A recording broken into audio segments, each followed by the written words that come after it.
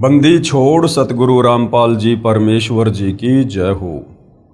परम पिता परमात्मा सारी सृष्टि के रचनहार कुल मालिक असंख्य ब्रह्मांडों के स्वामी जगत गुरु तीनों लोकों में प्रवेश करके सबका धारण पोषण करने वाले राजाधिराज आत्माधार नाथों के नाथ देवों के देव महादेव सर्वेश्वर महेश्वर मृत्युंजय अजरो अमर आदि अनादि सनातनी प्रभु जगत पिता जगदीश्वर श्री श्री 1008 की उपाधि के वास्तविक अधिकारी अकाल मूरत सौद स्वरूपी राम वासुदेव सर्वगतम ब्रह्म परम पूज्य प्रथम पूज्य परम संत परम पुरुष परम धनी परम दयालु सत्य कबीर हक्का कबीर अल्लाहु कबीर अल्लाहु अकबर बाखबर अल्लाह ताला जगत के तारणहार जगत के मुक्तिदाता जगत के जगन्नाथ हारे के सहारे हिंदुओं के राम मुसलमानों के अल्लाह सिखों के वाहिगुरु ईसाइयों के मसीह दया के सागर दयानिधि करुणा के सागर करुणानिधि स्वयंभू परिभू संकट मोचन कष्ट हरण मंगल करण दुख भंजन अविगत कबीर निर्विकार निर्विषम परमात्मा अलय अलेख सतगुरु आदि अनादि सतगुरु असली मर्यादा पुरुषोत्तम असली राम असली कृष्ण असली घनश्याम असली मुरारी राजाओं के राजा महाराजाओं के महाराजा शहंशाहों के शहंशाह सम्राटों के सम्राट भगवानों के भगवान अल्लाहों के अल्लाह प्रभुओं के प्रभु मसीहाओं के मसीह सच्चे वाहिगुरु बाबाओं के बाबा पीरों के पीर सेठों के सेठ जगत सेठ सावड़सा सेठ सर्वगुण संपन्न अनंत कोटि कलाओं के स्वामी अनंत कोटि ब्रह्मांडों के नायक योगियों में महायोगी ध्यानियों में महाध्यानी सिद्धों में परम सिद्ध ज्ञानियों में तत्वज्ञानी ब्रह्म ज्ञानी महाज्ञानी परम ज्ञानी सर्वश्रेष्ठ ज्ञानी विज्ञानी युवा कबीर समर्थ कबीर असमवात अमित ओजा सच्चे रहनुमा करीम अल्लाह सुभान अल्लाह दुनिया के अंतिम पैगंबर 8 सितंबर 1951 से गांव धनाना जिला सोनीपत हरियाणा भारतवर्ष की पावन भूमि पे प्रकट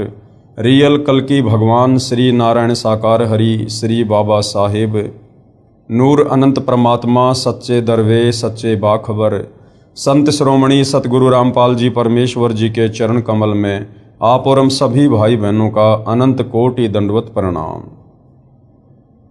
सत्साई भाई और बहनों, बहुत बड़ी दया बहुत बड़ी मेहर पूज्य गुरुदेव भगवान की परमेश्वर रामपाल जी की जिनके शुभ आशीर्वाद से विशेष आशीर्वाद से उनके सत्संगों का संग्रह पवित्र पुस्तक ज्ञान गंगा के ऊपर वीडियो बनाने की श्रृंखला शुरू है।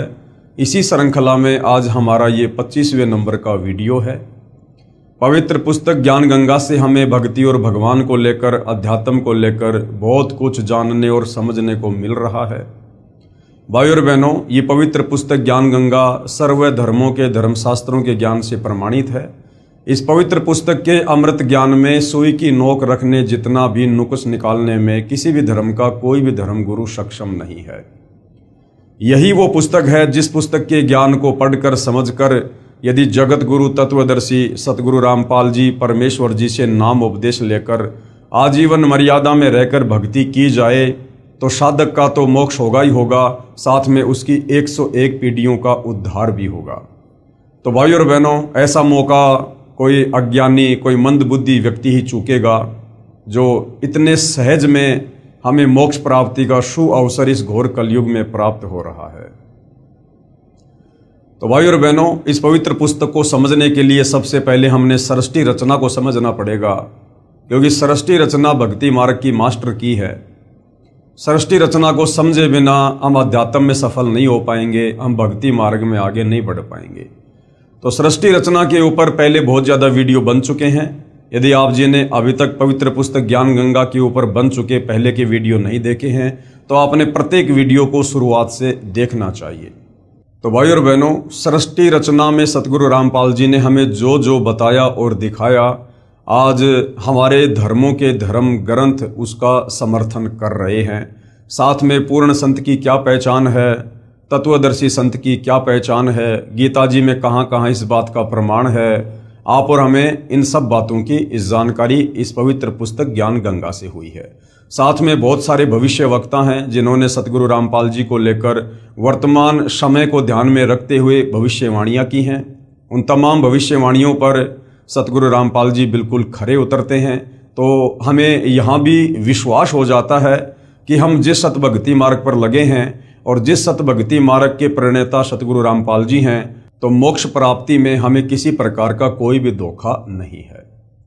अब भाई और बहनों, अध्यात्म को और अच्छे से जानने के लिए, क्योंकि हमारे धर्म शास्त्र अध्यात्म का मूल है और धर्म शास्त्रों से ही हमें विश्वास होगा कि वास्तव में जो सतज्ञान वर्तमान में सतगुरु रामपाल जी दे रहे हैं, ये सतज्ञान तो लगभग हमारे सभी सदग्रंथों में पहले से वर्णित है, परंतु हमारे धर्म गुरु तत्व ज्ञान के अभाव में हमें निष्कर्ष निकाल कर नहीं दे पाए कि वास्तव में परमात्मा कौन है, कैसा है, कहाँ रहता है, भक्ति की शुरुआत कैसे होती है, गुरु बनाना कितना आवश्यक है। इन तमाम बातों की जानकारी हमारे धर्मगुरु हमें नहीं दे पाए। हमारे धर्मगुरु केवल संस्कृत भाषा के ज्ञाता थे। संस्कृत भाषा के ज्ञाता होने के कारण वो हमें वेदों को पढ़ाते रहे, गीता जी को पढ़ाते रहे, पुराणों को पढ़ाते रहे, परंतु उनमें जो निष्कर्ष है, जो कोड वर्ड में है, संकेतों में है, वो हमें नहीं समझा पाए। उसके लिए भाइयों और बहनों तत्वदर्शी संत की जरूरत पड़ती है, क्योंकि हमारे धर्म ग्रंथों से बढ़कर हमारे धर्म गुरु नहीं हो सकते हैं। और हमारे पवित्र धर्म ग्रंथ श्री गीता जी अध्याय 4 श्लोक 34 स्पष्ट कह रहा है कि अर्जुन, अगर तुझे पूर्ण मोक्ष चाहिए, अगर तुझे कंप्लीट अध्यात्म के विषय में जानकारी चाहिए और यदि तू उस परम धाम में जाना चाहता है जहां जाने के बाद साधक फिर कभी लौटकर इस काल ब्रह्म के 21 ब्रह्मांड में कर्म दंड भोगने के लिए वापस नहीं आता है, तो भाई तू किसी तत्वदर्शी संत की खोज कर ले। उस तत्वदर्शी संत को भली भांति दंडवत प्रणाम कर, उसको प्रसन्न कर, कपट छोड़कर सरलतापूर्वक व्यवहार कर, उससे सवाल कर, फिर वो तत्वज्ञानी महात्मा तुझे तत्व ज्ञान का उपदेश करेंगे। तो जब हमारे धर्म ग्रंथ ही कह रहे हैं कि भाई तत्वदर्शी संत के बिना आप मोक्ष प्राप्त नहीं कर सकते, आपको परमात्म ज्ञान नहीं हो सकता, तो भाई और बहनों, आज आप और हमारा सौभाग्य कि धरती पर वह तत्वदर्शी संत भी प्रकट है और उनके द्वारा बताया गया तत्व ज्ञान भी प्रकट हो चुका है।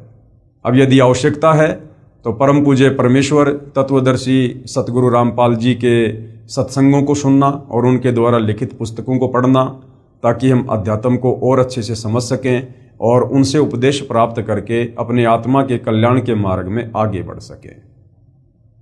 तो भाई और बहनों, इस पवित्र पुस्तक ज्ञान गंगा का आज ये 25वें नंबर का वीडियो है और आज का हमारा विषय है कि जो पवित्र शास्त्र गीता जी है उसका ज्ञान किसने बोला।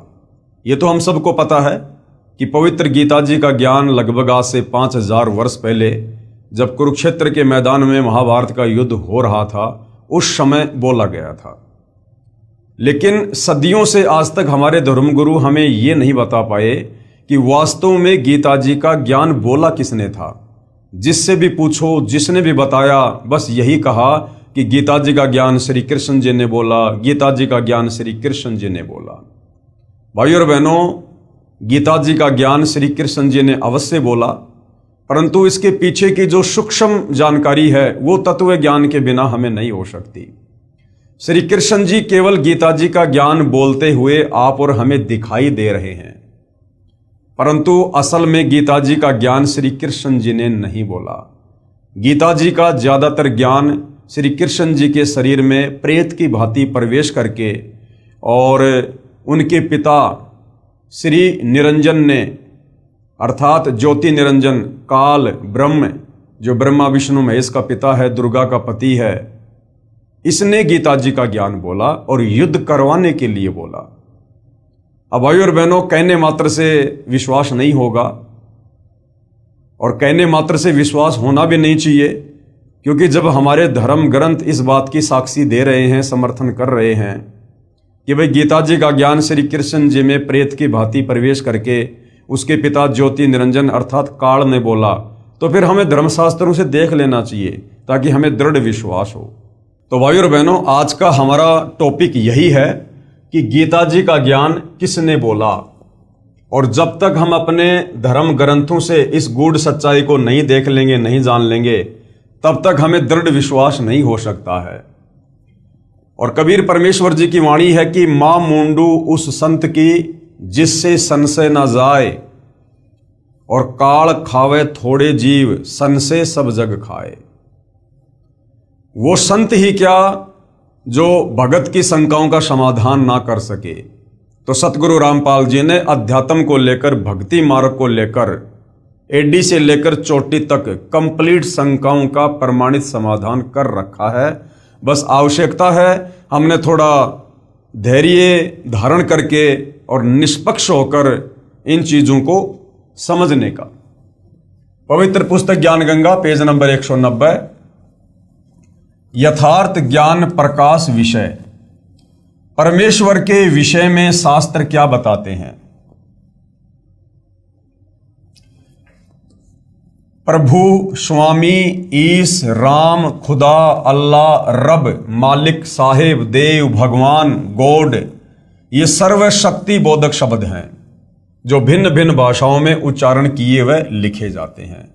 ये जितने भी नाम आप जी देख रहे हैं, आज लोगों ने अपने अपने हिसाब से, अपने अपने धर्म के हिसाब से इन नामों को बांट लिया है। मुसलमान कहते हैं कि अल्लाह के ऊपर हमारा अधिकार है, ईसाई कहते हैं मसीहा के ऊपर हमारा अधिकार है, हिंदू कहते हैं भगवान हमारा है, और सिख भाई कहते हैं कि वाहिगुरु हमारा है। परंतु भाई और बहनों, ये परमात्मा के नाम नहीं है, ये भगवान के नाम नहीं है, ये तो भगवान के उपमात्मक नाम हैं।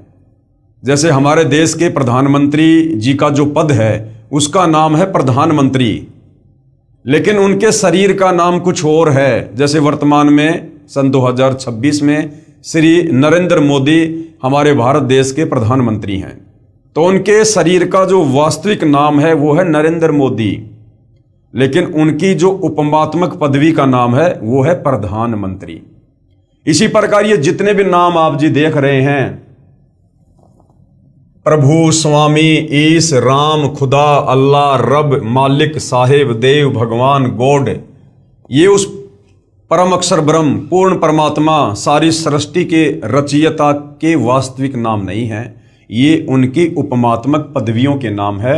उस परमेश्वर का वास्तविक नाम आप जी ने सृष्टि रचना में देखा, सुना, पढ़ा, साथ में आपने वेदों से देखा कि उस परमेश्वर का वास्तविक नाम है कबीर देव, जिसे साधारण भाषा में हम कबीर परमात्मा कहते हैं। वेदों में जिसे कबीर देव और कबीर अग्नि नाम से संबोधित किया गया है। तो परमेश्वर का असल में क्या नाम है? कबीर देव। प्रभु यानी परमात्मा की महिमा से प्रत्येक प्राणी प्रभावित है कि कोई शक्ति है जो परम सुखदायक व कष्ट निवारक है। वह कौन है, कैसा है, कहाँ है, कैसे मिलता है, ये प्रश्नवाचक चिन्ह अभी तक पूर्ण रूप से नहीं हट पाया। ये शंका इस पुस्तक से पूर्ण रूप से समाप्त हो जाएगी। हालांकि ज़्यादातर तो ये शंका समाप्त हो चुकी है यदि आपने इस पुस्तक में लिखी सृष्टि रचना को पढ़ लिया और समझ लिया है तो, अन्यथा आगे जब आप वीडियो देखेंगे तो ये शंका पूरी तरह से समाप्त हो जाएगी। जो शंका सदियों से, सतयुग से परमात्मा चाहने वाली आत्माओं को अंदर से कचोट रही थी कि भाई हम जिस परमात्मा की भक्ति करना चाहते हैं, हम जिस परमात्मा को प्राप्त करना चाहते हैं, जिस परमेश्वर के गुण हमें धर्म ग्रंथों में लिखे हुए मिलते हैं कि वो बांझ को बेटा देता है, कोढ़ी को काया देता है, वो रोगी को निरोगी कर देता है, निर्धन को धन देता है, सर्व सुख देता है, वो परमात्मा है कौन ताकि हम उसकी भक्ति शुरू करें। वो कैसा है, दिखाई कैसा देता है, वो रहता कहाँ है, क्या वो धरती पर आता है, वो आकार में है या वो निराकार है। आज तक हमारे धर्मगुरु तत्व ज्ञान के अभाव से हमारे इन प्रश्नों का कोई प्रमाणित सटीक जवाब नहीं दे पाए थे, जिस भेद से आज परम संत सतगुरु रामपाल जी ने पूर्णतया पर्दा हटा दिया है। वह कौन है, कैसा है, कहाँ है, कैसे मिलता है, ये प्रश्नवाचक चिन्ह अभी तक पूर्ण रूप से नहीं हट पाया। ये शंका इस पुस्तक के पूर्ण रूप से समाप्त हो जाएगी। जो शक्ति अंधे को आंखें प्रदान करे, गूंगे को आवाज, बहरे को कानों से श्रवण करवा दे, बांझ को पुत्र दे दे, निर्धन को धनवान बना दे, रोगी को स्वस्थ करे, जिसके यदि दर्शन हो जाएं तो अति आनंद हो, जो सर्व ब्रह्मांडों का रचनहार, पूर्ण शांतिदायक जगत गुरु तथा सर्वज्ञ है। अब जगत गुरु की भूमिका कौन निभाता है? स्वयं कबीर भगवान। तो वर्तमान में जगत गुरु की भूमिका कौन निभा रहे हैं? सतगुरु रामपाल जी, जिसकी आज्ञा बिना पत्ता भी नहीं हिल सकता, अर्थात सर्वशक्तिमान, जिसके सामने कुछ भी असंभव नहीं है। ऐसे गुण जिसमें हैं वह वास्तव में प्रभु यानी स्वामी, ईश, राम, भगवान, खुदा, अल्लाह, रहीम, मालिक, रब, गॉड कहलाता है। यानी ये तमाम उपरोक्त गुण जिस परम शक्ति में है वही वास्तव में परमात्मा है, वही सारी सृष्टि का मालिक है, वही सभी आत्माओं का जनक है। यहां पर एक बात विशेष विचारणीय है कि किसी भी शक्ति का ज्ञान किसी शास्त्र से ही होता है। उसी शास्त्र के आधार पर गुरुजन अपने अनुयायियों को मार्गदर्शन करते हैं। वह शास्त्र धार्मिक पुस्तकें हैं, चारों वेद, ऋग्वेद, सामवेद, यजुर्वेद, अथर्ववेद, श्रीमद् भागवत गीता, श्रीमद् भगवत सुधासागर, 18 पुराण, महाभारत, बाइबल, कुरान आदि प्रमाणित पवित्र शास्त्र हैं। चारों वेद स्वयं पूर्ण परमात्मा के आदेश से ज्योति निरंजन अर्थात काल ने समुद्र के अंदर अपने श्वासों के द्वारा गुप्त छिपा दिया तथा प्रथम बार सागर मंथन के समय ये चारों वेद श्री ब्रह्मा जी को प्राप्त हुए। ये जो वेद हैं, जो वेद ज्ञान है, ये वेद ज्ञान कबीर परमेश्वर जी ने इस ज्योति निरंजन, इस काल के अंतःकरण में डाल दिए थे।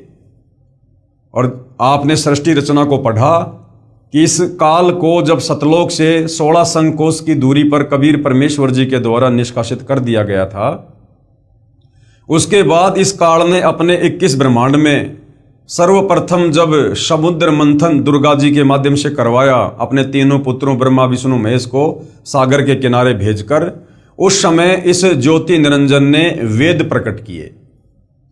और उन वेदों में से ज्यादातर ज्ञान जो सतलोक के विषय में था, इस काल की गलतियों के विषय में था, इसके पाखंड के विषय में था, वो ज्ञान ज्यादातर इसने समाप्त कर दिया था।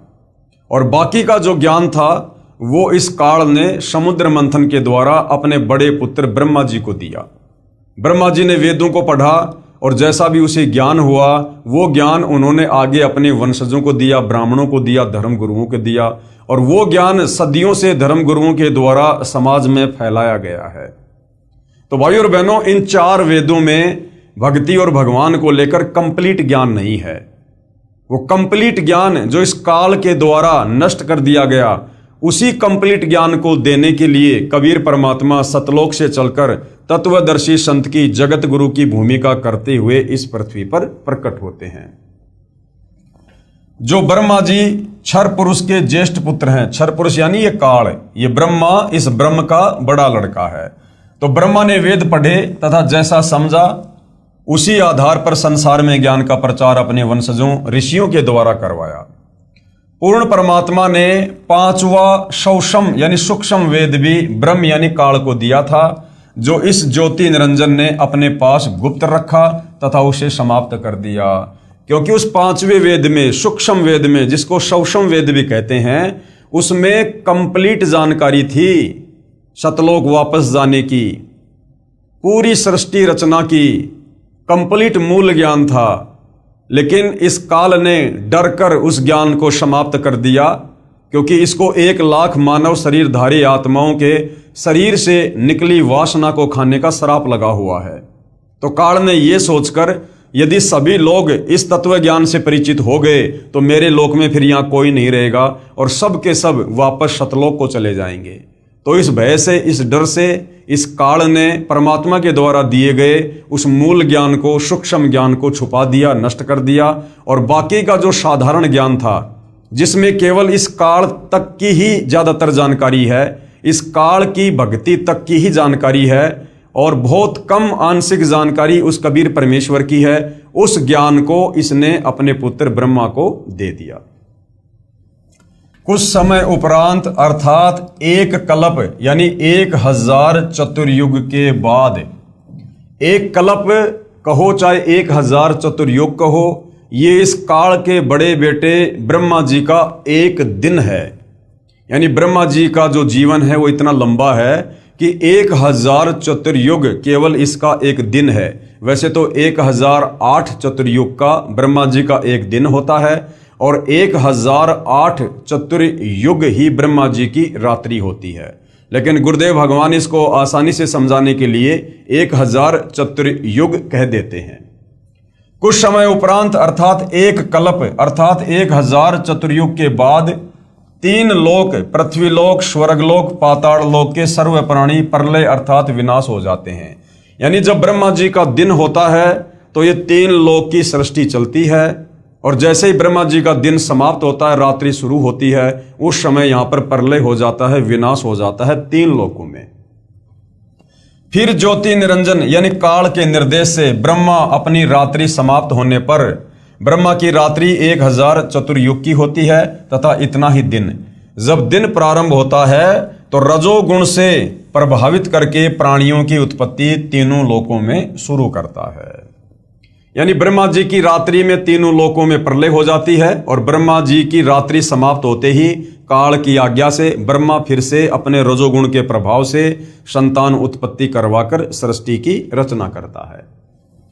तब सतयुग की शुरुआत में वही चारों वेद काल ब्रह्म स्वयं ब्रह्मा को फिर प्रदान करता है तथा फिर प्राकृतिक उथल पुथल के कारण चारों पवित्र वेदों का ज्ञान समाप्त हो जाता है। यानी कलयुग के एंड में फिर चारों जो है इन पवित्र शास्त्रों का ज्ञान जो है समाप्त हो जाता है। उसके पश्चात फिर समय अनुसार अन्य ऋषियों में प्रवेश करके दोबारा लिखवाता है। फिर भी समय अनुसार प्राकृतिक उथल पुथल के बाद स्वार्थी लोगों के द्वारा वेदों में बदलाव करके वास्तविक ज्ञान संसार से लुप्त कर दिया जाता है। वही काल अर्थात ब्रह्म, जिसको ज्योति निरंजन भी कहते हैं, महाभारत युद्ध के समय श्री कृष्ण जी में प्रवेश करके चारों वेदों का संक्षिप्त विवरण श्रीमद् भागवत गीता के रूप में दिया तथा कहा कि अर्जुन, यही ज्ञान मैंने पहले सूर्य से कहा था। अब बहुत सारे भाई बहन जो अध्यात्म से अपरिचित हैं वो कह देते हैं कि भाई सूर्य तो आग का गोला है, सूर्य को कैसे ज्ञान समझाया जा सकता है। भाई जो ये आग का गोला सूर्य है ये अलग है और इस आग के गोले सूर्य जैसे ना जाने कितने गोले एक ब्रह्मांड में हैं। तो इन तमाम सूर्यों के ऊपर जिस देव का आधिपत्य है, अधिकार है, वो असल में सूर्य देव है और वो नर रूप में है, वो देव है। तो उसको ये ज्ञान समझाया गया था। जिस प्रकार हमारे भारत देश की शासन व्यवस्था है और जिस प्रकार कोई परिवहन मंत्री है, तो परिवहन मंत्री का काम क्या होता है, जितनी भी गाड़ियां हैं, जितनी भी बसें हैं, ट्रक हैं, इन सब के ऊपर उसका अधिकार है। अब वो परिवहन मंत्री कोई बस नहीं है, वो परिवहन मंत्री कोई ट्रेन नहीं है, वो कोई ट्रोला नहीं है। वो परिवहन के साधन अलग हैं और उन साधनों के ऊपर जिसका कंट्रोल है वो परिवहन मंत्री अलग है। इसी प्रकार ये जो आग का गोला सूर्य है ये अलग है और ऐसे ऐसे आग के इन गोलों के ऊपर, सूर्यों के ऊपर एक ब्रह्मांड में जिसका अधिकार है, आधिपत्य है, वो देव नर रूप में अलग है। तो उस सूर्य देव को यह ज्ञान समझाया गया था। मैंने पहले सूर्य से कहा था, उसने अपने पुत्र वैवस्वत अर्थात मनु से तथा वैवस्वत अर्थात मनु ने अपने पुत्र इक्ष्वाकु से कहा था, परंतु बीच में यह उत्तम ज्ञान प्राय समाप्त हो गया था। इस काल अर्थात ब्रह्म ज्योति निरंजन ने श्री वेद व्यास ऋषि के शरीर में प्रवेश करके चारों वेद, महाभारत, 18 पुराण, श्रीमद् भगवद गीता, श्री सुधा सागर को पुनः लिपिबद्ध अर्थात संस्कृत भाषा में करवाया, जो आज सभी को उपलब्ध है। ये सर्व शास्त्र श्रेष्ठ हैं। अब इन शास्त्रों को कलयुगी ऋषियों ने भाषा भाष्य अर्थात हिंदी अनुवाद करके अपने विचार मिलाने की कोशिश की है, जो स्पष्ट गलत दिखाई देते हैं। यानी वर्तमान में इन तमाम शास्त्रों का जिन जिन अनुवादकों ने अनुवाद किया है, तो तत्व ज्ञान के अभाव में इन्होंने अनुवाद करते समय बहुत ज्यादा मिलावट कर दी है, जो स्पष्ट गलत दिखाई देते हैं और व्याख्या से मेल नहीं खाते हैं। यानी मूल संस्कृत से, मूल श्लोकों से मतलब मेल नहीं खाते हैं। ये सभी शास्त्र महर्षि व्यास जी द्वारा लगभग 5300 यानी 5300 वर्ष पहले दोबारा लिखे गए थे। उस समय हिंदू धर्म, ईसाई धर्म, मुसलमान धर्म व सिख धर्म आदि कुछ भी नहीं थे। एक वेदों के मानने वाले आर्य ही हुआ करते थे। कर्म आधार पर जाति होती थी तथा केवल 4 वर्ण क्षत्रिय, वैश्य, ब्राह्मण तथा शूद्र ही थे। इसलिए ये जो चारों वेद हैं और जो पवित्र गीता जी का ज्ञान है, ये किसी धर्म या जाति विशेष के लोगों के लिए नहीं है, ये पूरे विश्व के मानव समाज के लिए है। क्योंकि जिस समय ये गीता जी का ज्ञान बोला गया था या जिस समय ये वेद लिखे गए थे, उस समय हमारे देश में ना कोई हिंदू था, ना कोई मुसलमान था, ना कोई सिख था, ना कोई जैनी था, ना कोई बौद्ध था। यानी आज से 5000 साल पहले द्वापर युग तक कोई धर्म नहीं था। हम सभी आर्य थे, हम सभी सनातनी थे, वेदों के अनुसार साधना किया करते थे। उसके बाद आगे चलकर इस कलयुग में इस काल बलि ने, क्योंकि इसको पहले से पता था कि कलयुग में परमात्मा सतलोक से चलकर आएंगे, अपने तत्व ज्ञान का प्रचार करेंगे और मेरे 21 ब्रह्मांड से आत्माओं को भक्ति देकर और सतलोक लेकर जाएंगे। तब इस काल ने इतना ज्यादा बखेड़ा शुरू कर रखा है।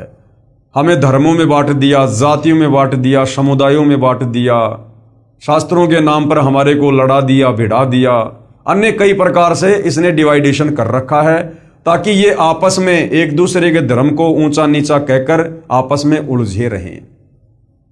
और जब वो तत्वदर्शी संत इस पृथ्वी पर आकर अपना अमृत ज्ञान दे, उस समय उसकी बात पर कोई भी यकीन ना करे और अपने ही धर्म व धर्म शास्त्रों को सर्वश्रेष्ठ मानकर उसी अज्ञान के ऊपर आरूढ़ रहें। इसलिए भाई और बहनों, ये 3 से 4 हजार वर्षों के बीच बीच में इस काल में, इस ज्योति निरंजन ने ये सारा का सारा धर्म और जातियों का बखेड़ा शुरू किया है।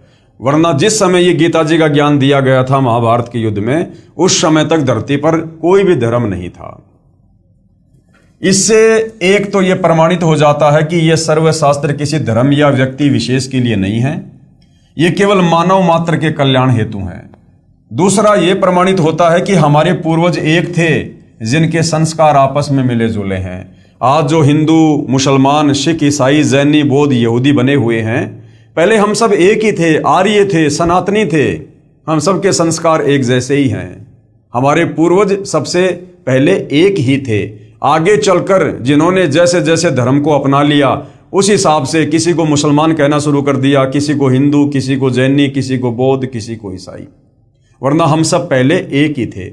जैसे भाई और बहनों, आज से लगभग 600 साढ़े 600 वर्ष पहले आदरणीय नानक जी के द्वारा सिख पंथ की नींव डाली गई थी। आगे चलकर जो सिख धर्म बन गया। अब 650 साल पहले वर्तमान के जितने भी सिख हैं, ये सारे के सारे हिंदू ही तो हैं।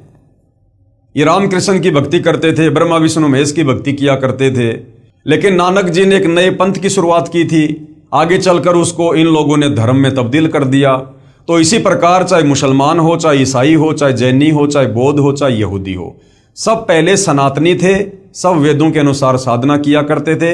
इसलिए हम सबके संस्कार मिले जुले हैं। आज कोई हिंदू है, कल को मरने के बाद वो मुसलमान के घर में जन्म लेगा। आज कोई मुसलमान है, कल को मरने के बाद वो हिंदू धर्म में कोई यादव बनेगा, कोई पंडित बनेगा, कोई ब्राह्मण बनेगा, क्योंकि हमारे पिछले संस्कार मिले जुले हैं। सर्वप्रथम पवित्र शास्त्र गीता जी पर विचार करते हैं। पवित्र गीता जी, जिसका ज्ञान लगभग 5000 वर्ष पहले महाभारत युद्ध के दौरान कुरुक्षेत्र के मैदान में श्री कृष्ण जी के शरीर में प्रेत की भांति प्रवेश करके जो है ब्रह्मा विष्णु महेश के पिता ज्योति निरंजन काल ब्रह्म ने बोला, अब हम उसके ऊपर विचार करते हैं और अध्यात्म को समझते हैं।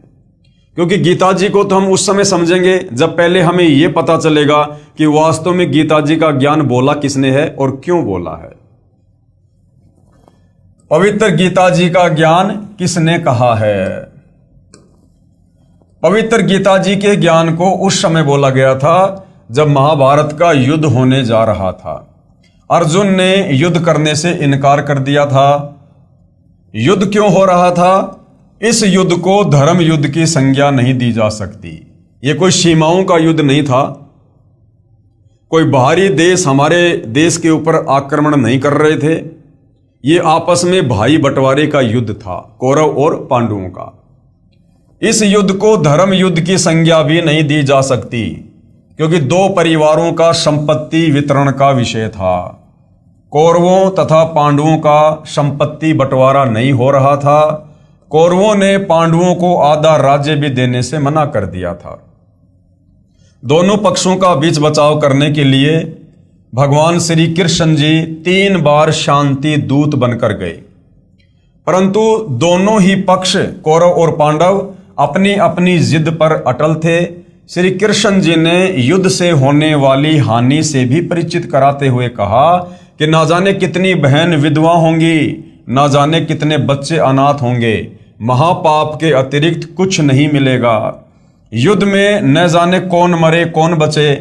तीसरी बार जब श्री कृष्ण जी समझौता करवाने गए तो दोनों पक्षों ने अपने अपने पक्ष वाले राजाओं की सेना सहित सूची पत्र दिखाया। तीसरी बार जब श्री कृष्ण जी शांति दूत बनकर गए, क्योंकि श्री कृष्ण जी युद्ध के पक्ष में नहीं थे। जब तीसरी बार गए तो देखा कि उधर से कौरव इधर से पांडव, इन्होंने तो अपने अपने सैनिकों को बिल्कुल तैयार कर रखा है।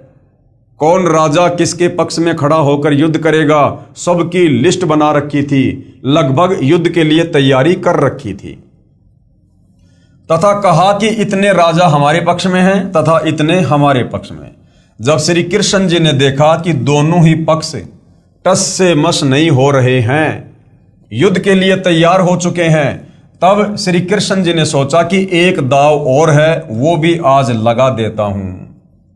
श्री कृष्ण जी ने सोचा कि कहीं पांडव मेरे संबंधी होने के कारण अपनी जिद इसलिए ना छोड़ रहे हों कि श्री कृष्ण जी तो हमारे साथ हैं, विजय हमारी होगी। क्योंकि श्री कृष्ण जी की बहन सुभद्रा जी का विवाह श्री अर्जुन से हुआ था, यानी श्री कृष्ण जी सांसारिक नाते में अर्जुन का साड़ा था। तो पांडव ये सोचकर पीछे नहीं हट रहे थे कि भाई श्री कृष्ण जी तो हमारे रिश्तेदार हैं और जाहिर सी बात है श्री कृष्ण जी तो हमारे पक्ष में ही खड़े होकर लड़ाई करेंगे, और जब श्री कृष्ण जी हमारे साथ हो जाएंगे तो फिर युद्ध तो हम ही जीतेंगे। ये सोचकर पांडव भी पीछे कदम नहीं हटा रहे थे।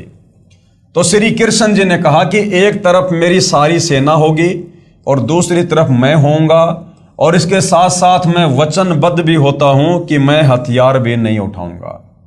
इस पॉइंट को भाई और बहनों ध्यान रखना।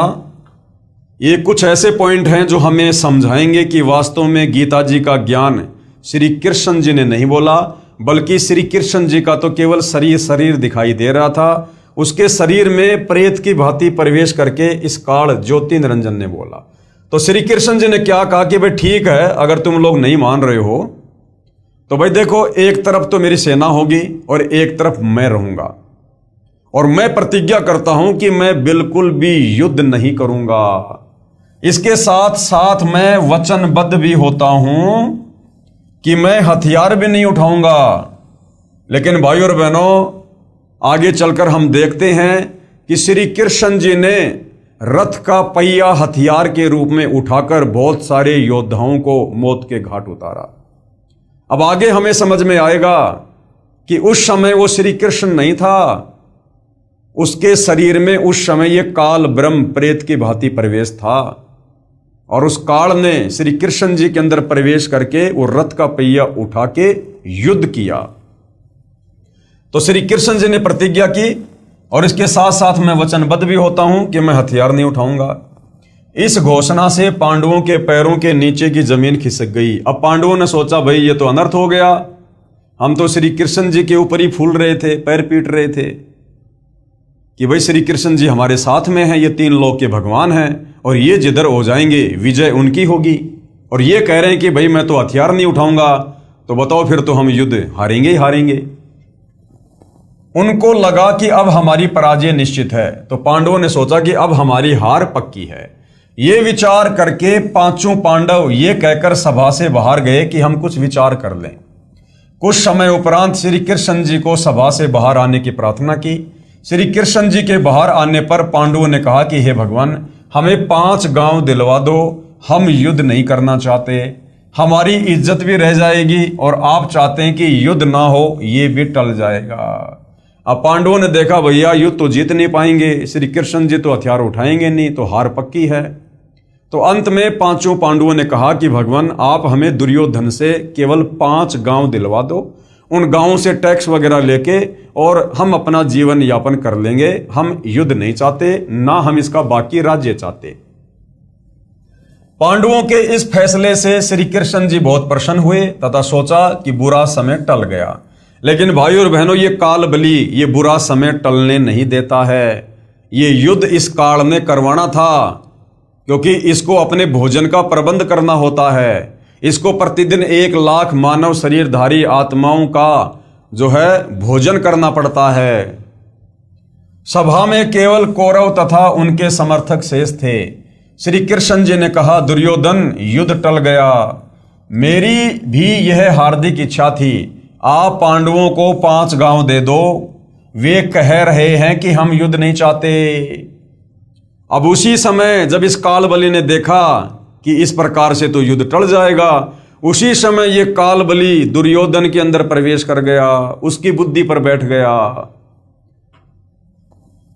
दुर्योधन ने कहा कि पांडवों के लिए सुई की नोक जितनी भी जमीन नहीं है।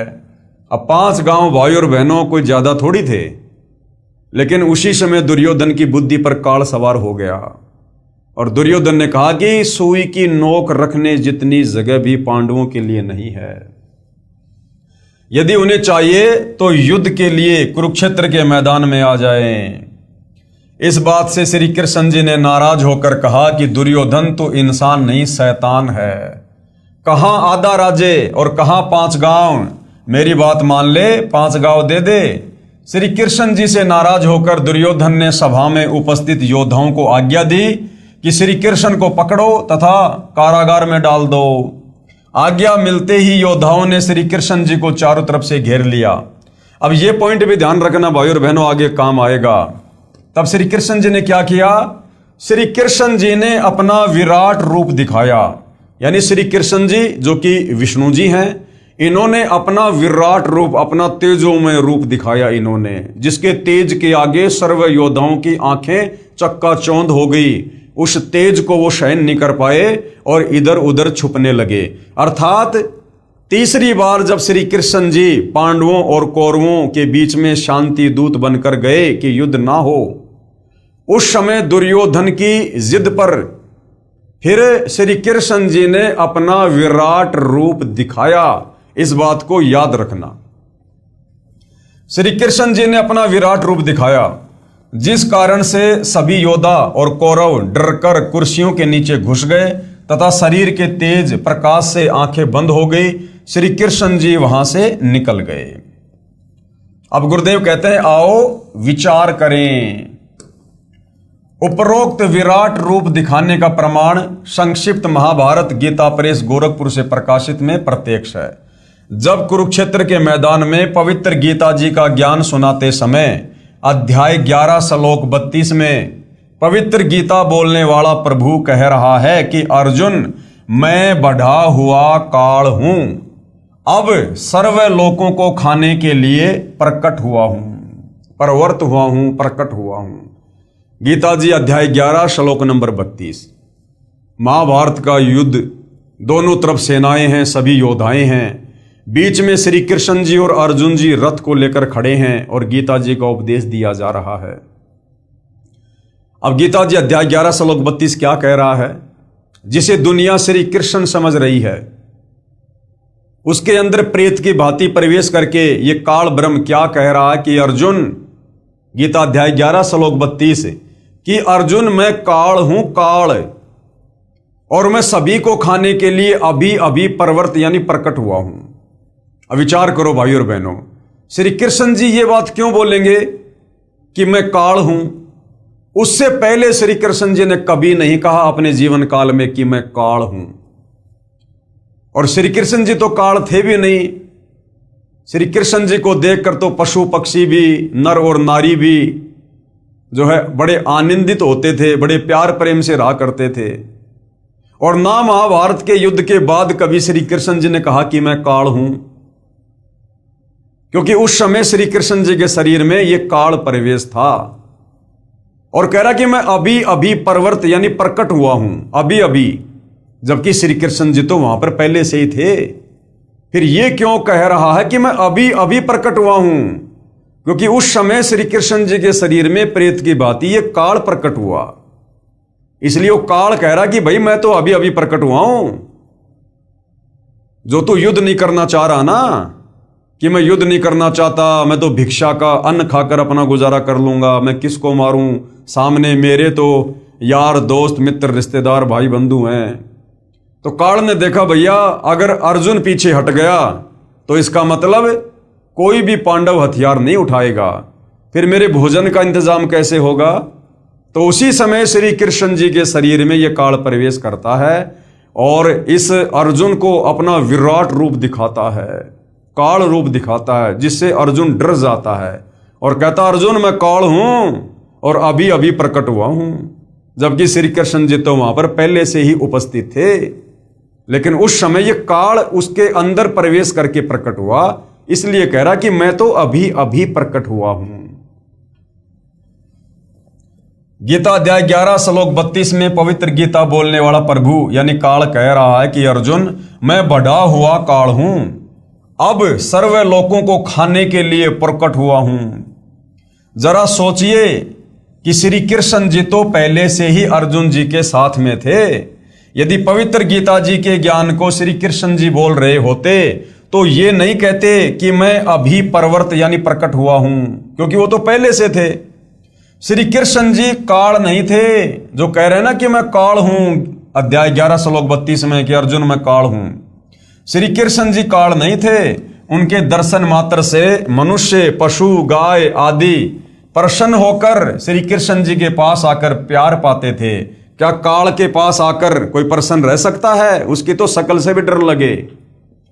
जिनके दर्शन बिना गोपियों का खाना पीना छूट जाता था, इसलिए काल कोई और शक्ति है, वह श्री कृष्ण जी के शरीर में प्रेतवत यानी भूत की तरह प्रवेश करके और पवित्र श्रीमद् भगवत गीता जी के ज्ञान रूप में चारों पवित्र वेदों का सार बोल गया। उसकी 1000 भुजाएं हैं, किसकी? काल की। देखो श्री कृष्ण जी जब इस धरती पर प्रकट हुए तो एक मनुष्य रूप में प्रकट हुए, और वैसे ये श्री विष्णु जी हैं, तो श्री विष्णु जी 16 कला के भगवान हैं और ज्यादा से ज्यादा इनकी 4 भुजा हैं। जबकि गीता जी का ज्ञान देते समय खुद कह रहा है, जब उसको इस काल ने श्री कृष्ण जी में प्रवेश करके अर्जुन को अपना विराट रूप दिखाया, तो अर्जुन ने देखा कि ये तो 1000 भुजा वाला भगवान है, और अर्जुन खुद कह रहा कि हे सहस्त्रा बाहु, अर्थात 1000 भुजा वाले भगवान। अरे भैया श्री कृष्ण या श्री विष्णु जी तो केवल 4 भुजा रख सकते हैं, इससे ज्यादा नहीं बना सकते, कम से कम 2 और ज्यादा से ज्यादा 4। जबकि अर्जुन कह रहा कि हे सहस्त्रा बाहु, 1000 भुजा वाले भगवान, तो 1000 कला का स्वामी ये काल है, ये 1000 भुजा बना सकता है, 1000 मुंह लगा सकता है। तो महाभारत के युद्ध में श्री कृष्ण जी के शरीर में प्रवेश करके ये काल बोल रहा है। उसकी 1000 भुजाएं हैं, किसकी? काल की। श्री कृष्ण जी श्री विष्णु जी के अवतार थे, जिनकी मात्र 4 भुजाएं हैं।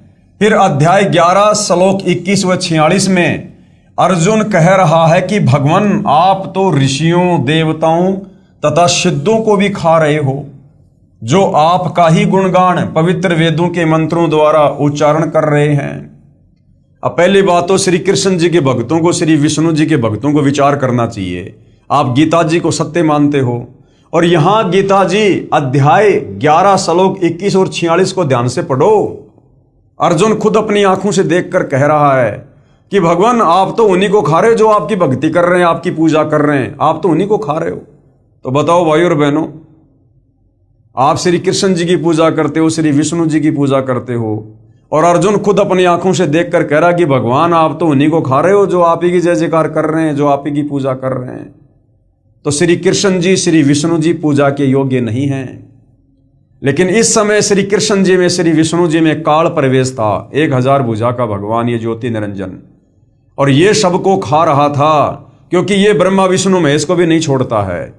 जब उनका समय पूरा होता है तो ये उनको भी तपतशिला पर भून भून के खाता है, क्योंकि इसको प्रतिदिन 1,00,000 मानव शरीरधारी आत्माओं के शरीर से निकली वासना खाने का श्राप लगा हुआ है। आप तो ऋषियों, देवताओं तथा सिद्धों को भी खा रहे हो। ये गीता अध्याय 11 श्लोक 21 और 46 में आप जी देख सकते हो। जो आपका ही गुणगान पवित्र वेदों के मंत्रों द्वारा उच्चारण कर रहे हैं तथा अपने जीवन की रक्षा के लिए मंगल कामना कर रहे हैं। कुछ आपके दाढ़ों में लटक रहे हैं, कुछ आपके मुख में समा रहे हैं। हे सहस्त्राबाहु, अर्जुन क्या कह रहा है? हे सहस्त्राबाहु, हे 1000 भुजा के भगवान। अगर श्री कृष्ण जी होते तो श्री कृष्ण जी तो भैया ज्यादा से ज्यादा 4 भुजा बना सकते हैं, क्योंकि ये विष्णु जी हैं, इससे ज्यादा नहीं। फिर 1000 भुजा कौन दिखा रहा है अर्जुन को? ये काल श्री कृष्ण जी में प्रवेश करके। हे सहस्त्राबाहु यानी 1000 भुजा के भगवान, अर्थात 1000 भुजा वाले भगवान, आप अपने उसी चतुर्भुज रूप में आइए। यानी अर्जुन भी नहीं समझ पा रहा था कि ये मामला क्या हो रहा है, तो अर्जुन डर गया और कहा कि भगवान आप अपने विष्णु रूप में दर्शन दीजिए, 4 भुजा वाले रूप में दर्शन दीजिए। आप अपने उसी चतुर्भुज रूप में आइए। मैं आपके विकराल रूप को देखकर धीरज नहीं पा रहा। यानी मैं तो डामाडोल हो गया, मैं तो भयभीत हो गया, मेरा तो कलेजा फटने को हो गया। आप अपने उसी चतुर्भुज रूप में, विष्णु रूप में मुझे दर्शन दीजिए। अध्याय 11 श्लोक 47 में पवित्र गीता जी को बोलने वाला प्रभु काल कह रहा है कि हे अर्जुन, यह मेरा वास्तविक काल रूप है, जिसे तेरे अतिरिक्त पहले किसी ने नहीं देखा। क्योंकि इसने सौगंध खा रखी है कि किसी भी प्रकार की भक्ति से, जप से, तप से कोई मेरे काल रूप का दर्शन नहीं कर सकता। इसने दुर्गा को कह दिया था कि दुर्गा, आज के बाद मैं किसी को अपने वास्तविक काल रूप में दर्शन नहीं दूंगा। यदि आपने सृष्टि रचना पढ़ी है तो आपको समझ आ रहा होगा। अब विचार करना भाइयों और बहनों, यहां पर गीता जी अध्याय 11 श्लोक 47 आप जी नोट कर सकते हो, देख सकते हो पवित्र गीता जी में। गीता अध्याय 11 श्लोक 47 में पवित्र गीता जी को बोलने वाला ये प्रभु काल कह रहा है कि हे अर्जुन, ये मेरा वास्तविक काल रूप है, जिसे तेरे अतिरिक्त पहले किसी ने नहीं देखा। अब विचार करो भाइयों और बहनों, यदि इस महाभारत के युद्ध के समय ये विराट रूप अगर श्री कृष्ण जी दिखा रहे होते, पहली बात तो श्री कृष्ण जी 1000 भुजा बना नहीं सकते, क्योंकि ये केवल 4 भुजा के भगवान हैं। और यदि ये ज्ञान श्री कृष्ण जी दे रहे होते तो ये बात कभी नहीं बोलते कि अर्जुन, तेरे अतिरिक्त पहले किसी ने नहीं देखा, कि मेरा ये विराट रूप तेरे अलावा पहले किसी ने नहीं देखा। जबकि थोड़ी देर पहले आपने देखा कि जब श्री कृष्ण जी तीसरी बार शांति समझौता करवाने के लिए दुर्योधन की सभा में गए, तो दुर्योधन ने नाराज होकर अपने सैनिकों को आदेश दिया कि श्री कृष्ण जी को बंदी बनाकर जेल में डाल दो। उस समय श्री कृष्ण जी ने अपना विराट रूप दिखाया था और उसका विराट रूप वहां पर उपस्थित सभी योद्धाओं ने देखा था। तो श्री कृष्ण जी तो पहले अपना विराट रूप दुर्योधन की सभा में दिखा चुके थे। अब यदि महाभारत का ज्ञान देते समय अगर श्री कृष्ण जी ने विराट रूप दिखाया होता तो श्री कृष्ण जी फिर कभी भी अर्जुन को यह बात नहीं बोलता कि जिसे तेरे अतिरिक्त पहले किसी ने नहीं देखा, जबकि पहले वो दुर्योधन की सभा में दिखा चुके थे। तो यहां पर गीता जी का ज्ञान बोलते समय 1000 भुजा बनाकर अर्जुन को जो विराट रूप दिखाया है वो श्री कृष्ण जी के शरीर में प्रवेश करके और इस काल ने दिखाया, जो कह रहा कि अर्जुन, तेरे अलावा मेरा ये विराट रूप पहले किसी ने नहीं देखा। अगर श्री कृष्ण जी होते तो श्री कृष्ण जी तो पहले दुर्योधन की सभा में अपना विराट रूप दिखा चुके थे। तो इससे भी सिद्ध होता है कि महाभारत के समय गीता जी का ज्ञान श्री कृष्ण जी ने नहीं बल्कि श्री कृष्ण जी के शरीर में प्रेत की भांति प्रवेश करके इस ज्योति निरंजन काल ने बोला है। अध्याय 11 श्लोक 47 में पवित्र गीता जी को बोलने वाला प्रभु यानी काल कह रहा है कि हे अर्जुन, यह मेरा वास्तविक काल रूप है, जिसे तेरे अतिरिक्त पहले किसी ने नहीं देखा था। उपरोक्त विवरण से एक तथ्य तो यह सिद्ध हुआ कि कौरवों की सभा में विराट रूप श्री कृष्ण जी ने दिखाया था, तथा यहां युद्ध के मैदान में विराट रूप काल श्री कृष्ण जी के शरीर में प्रेतवत प्रवेश करके अपना विराट रूप ये काल ने दिखाया था।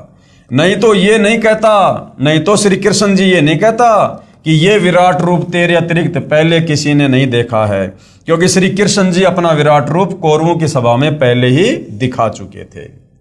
अब भाइयों और बहनों, ये है सूक्ष्म ज्ञान, तत्व ज्ञान, जिसको कबीर परमेश्वर जी के अलावा धरती पर प्रकट होकर और कोई नहीं समझा सकता। उनके अलावा किसी की बुद्धि में ये सूक्ष्म ज्ञान नहीं आ सकता। तो हमारे पवित्र ग्रंथ गीता जी में सारी सच्चाई लिखी हुई है, लेकिन तत्व ज्ञान के अभाव से हमारे धर्मगुरु समझ नहीं पाए। दूसरी ये बात सिद्ध हुई कि पवित्र गीता जी को बोलने वाला काल ब्रह्म ज्योति निरंजन है, न कि श्री कृष्ण जी, क्योंकि श्री कृष्ण जी ने पहले कभी नहीं कहा कि मैं काल हूं, तथा बाद में भी नहीं कहा कि मैं काल हूं। श्री कृष्ण जी काल नहीं हो सकते, उनके दर्शन मात्र को तो दूर दूर क्षेत्र के स्त्री तथा पुरुष तड़पा करते थे। अब आगे क्या कह रहे हैं पूज्य गुरुदेव, विराट रूप क्या होता है? विराट रूप, आप दिन के समय या चांदनी रात्रि में जब आपके शरीर की छाया छोटी, लगभग शरीर जितनी लंबी हो या कुछ बड़ी हो, उस छाया के सीने वाले स्थान पर यानी छाती वाली जगह पर 2 मिनट तक एकटक देखिए, चाहे आंखों से पानी भी क्यों ना गिरे। फिर सामने आकाश की तरफ देखिए, आपको अपना ही विराट रूप दिखाई देगा, जो सफेद रंग का आसमान को छू रहा होगा। इसी प्रकार प्रत्येक मानव अपना विराट रूप रखता है, परंतु जिनकी भक्ति शक्ति ज्यादा होती है उनका उतना ही तेज अधिक होता जाता है। इसी प्रकार श्री कृष्ण जी भी पूर्व भक्ति शक्ति से सिद्धि युक्त थे। उन्होंने भी अपनी सिद्धि शक्ति से अपना विराट रूप प्रकट कर दिया, जो काल के तेजोमय शरीर यानी विराट से कम तेज का था। तीसरी बात यह सिद्ध हुई कि पवित्र गीता जी बोलने वाला प्रभु काल सहस्त्राबाहु अर्थात 1000 भुजा युक्त है, तथा श्री कृष्ण जी तो श्री विष्णु जी के अवतार हैं, जो 4 भुजा युक्त हैं। श्री विष्णु जी 16 कला युक्त हैं, तथा श्री ज्योति निरंजन अर्थात ये काल भगवान 1000 कला युक्त है। तो गीता जी अध्याय 11 श्लोक 47 में अपना काल रूप दिखाते समय जो 1000 भुजा दिखाई है, तो वो श्री कृष्ण जी नहीं थे, क्योंकि श्री कृष्ण जी विष्णु जी के अवतार हैं और विष्णु जी 16 कला के भगवान हैं। ये ज्यादा से ज्यादा 4 भुजा बना सकते हैं, इससे ज्यादा नहीं। तो 1000 भुजा वाला जिसने अर्जुन को महाभारत के युद्ध के समय विराट रूप में दर्शन दिए, वो कौन है? काल। तो गीता का ज्ञान किसने बोला? काल ने। क्यों बोला? महाभारत का युद्ध करवाने के लिए। जैसे एक बल्ब 60 वाट का होता है, एक बल्ब 100 वाट का होता है और एक बल्ब 1000 वाट का होता है। रोशनी सभी बल्बों की होती है, परंतु बहुत अंतर होता है। ठीक इसी प्रकार दोनों भगवानों की शक्ति, काल और श्री कृष्ण जी की, तथा विराट रूप का तेज भिन्न भिन्न था। इस तत्व ज्ञान के प्राप्त होने से पहले जो गीता जी के ज्ञान को समझाने वाले महात्मा जी थे, उनसे ये दास यानी गुरुदेव भगवान कह रहे हैं कि मुझे ये गीता जी का ज्ञान प्राप्त होने से पहले जब मैं अन्य धर्मगुरुओं से पूछा करता था, उनसे सवाल किया करता था कि पहले तो भगवान श्री कृष्ण जी 3 बार शांति दूत बनकर गए थे, तथा कहा था कि युद्ध करना महापाप है। जब श्री अर्जुन जी ने स्वयं युद्ध करने से मना करते हुए कहा कि हे देव की नंदन, मैं युद्ध नहीं करना चाहता, सामने खड़े सब जनों व नातियों तथा सैनिकों का होने वाला विनाश देखकर मैंने अटल फैसला कर लिया कि मुझे 3 लोक का राज्य भी प्राप्त हो तो भी मैं युद्ध नहीं करूंगा। कौन बोला? अर्जुन। मैं तो चाहता हूं कि मुझ निहत्थे को दुर्योधन आदि तीर से मार डालें, ताकि मेरी मृत्यु से युद्ध में होने वाला विनाश बच जाए। हे श्री कृष्ण, मैं युद्ध ना करके भिक्षा का अन्न खाकर भी निर्वाह करना उचित समझता हूं। हे कृष्ण, सौजनों को मारकर तो पाप को ही प्राप्त होंगे। मेरी बुद्धि काम करना बंद कर गई है। आप हमारे गुरु हो, क्योंकि श्री कृष्ण जी 5 पांडवों के गुरु थे, और मैं आपका शिष्य हूं। आप जो हमारे हित में हो वही सलाह दीजिए। परंतु मैं नहीं मानता हूं कि आपकी कोई भी सलाह मुझे युद्ध के लिए राजी कर पाएगी, अर्थात मैं युद्ध नहीं करूंगा। अर्जुन ने साफ साफ श्री कृष्ण जी को कह दिया था। इसका प्रमाण कहाँ है? प्रमाण है पवित्र गीता जी अध्याय 1 श्लोक नंबर 31 से 39 तथा 46 तथा अध्याय 2 श्लोक 5 से 8 में। फिर श्री कृष्ण जी में प्रवेश काल बार बार कह रहा है कि अर्जुन कायर मत बन। अब काल ने देखा भैया अर्जुन तो युद्ध करने के लिए बिल्कुल भी तैयार नहीं हो रहा है, और युद्ध नहीं करेगा तो फिर मेरे भोजन का क्या होगा। उसके बाद तुरंत श्री कृष्ण जी में ये काल प्रवेश कर जाता है।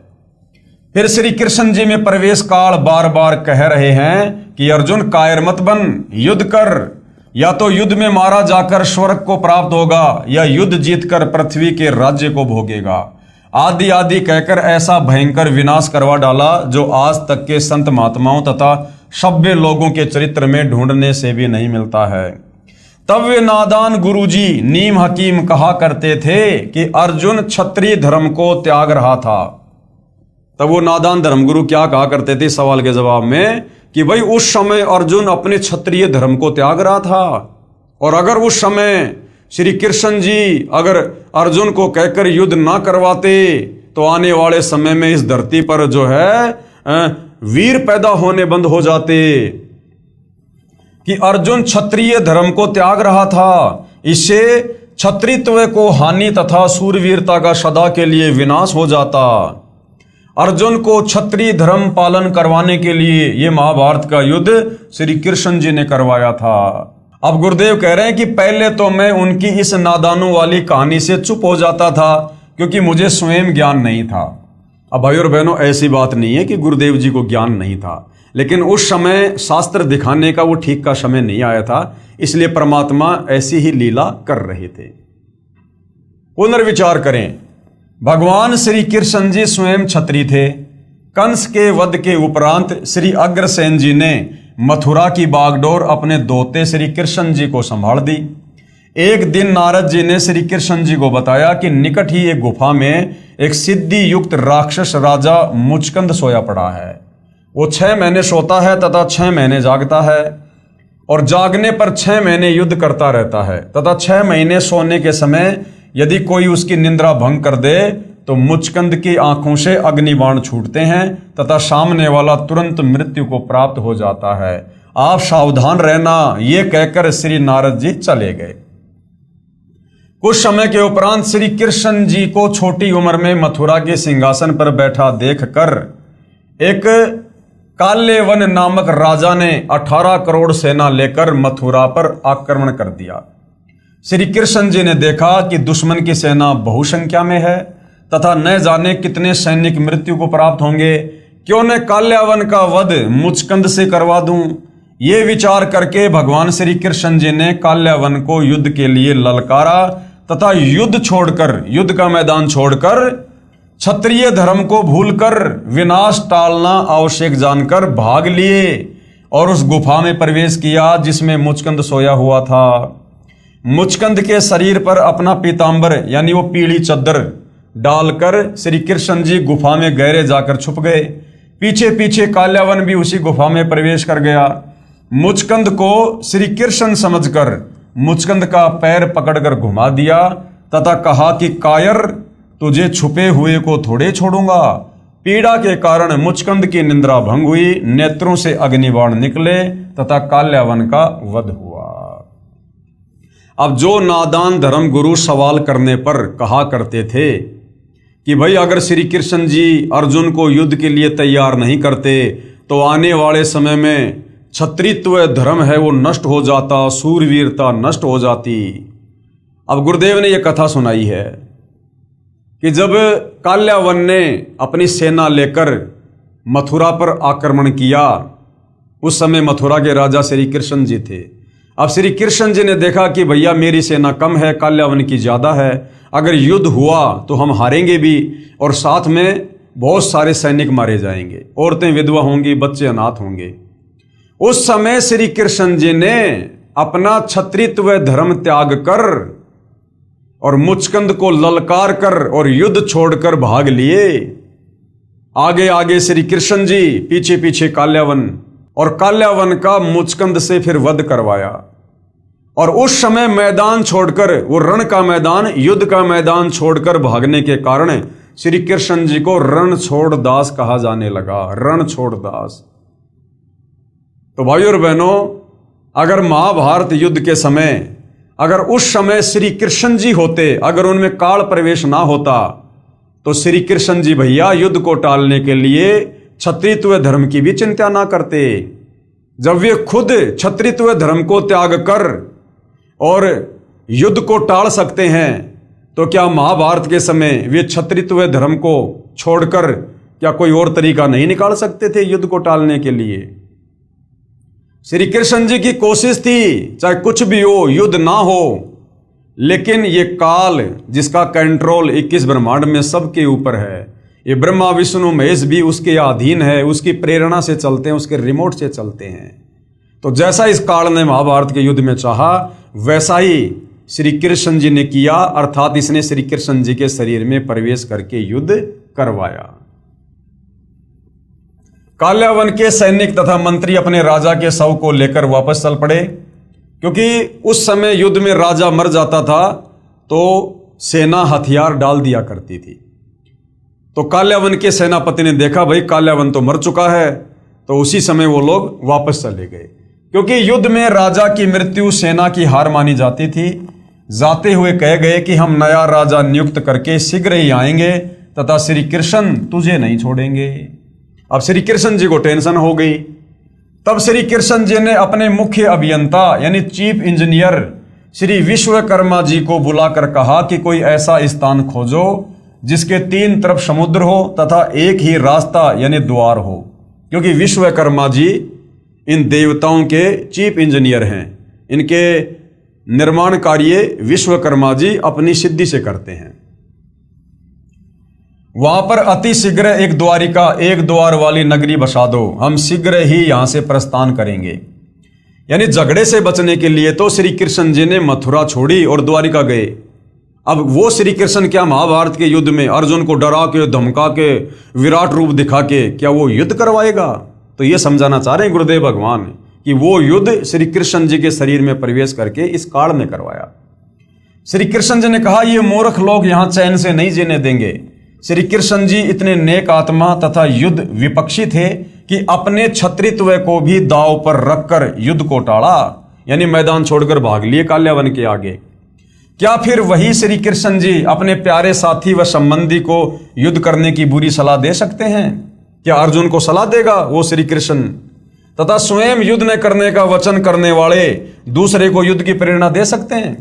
और श्री कृष्ण जी ने तो साफ साफ कह दिया था कि भाई देखो, मैं पांडवों की तरफ हूं लेकिन मैं हथियार नहीं उठाऊंगा। अब बताओ, खुद लड़ाई ना लड़ने वाले श्री कृष्ण क्या अर्जुन को युद्ध के लिए तैयार करेंगे? तो युद्ध के लिए अर्जुन को डरा धमकाकर, विराट रूप दिखाकर जो है इस काल बलि ने तैयार किया।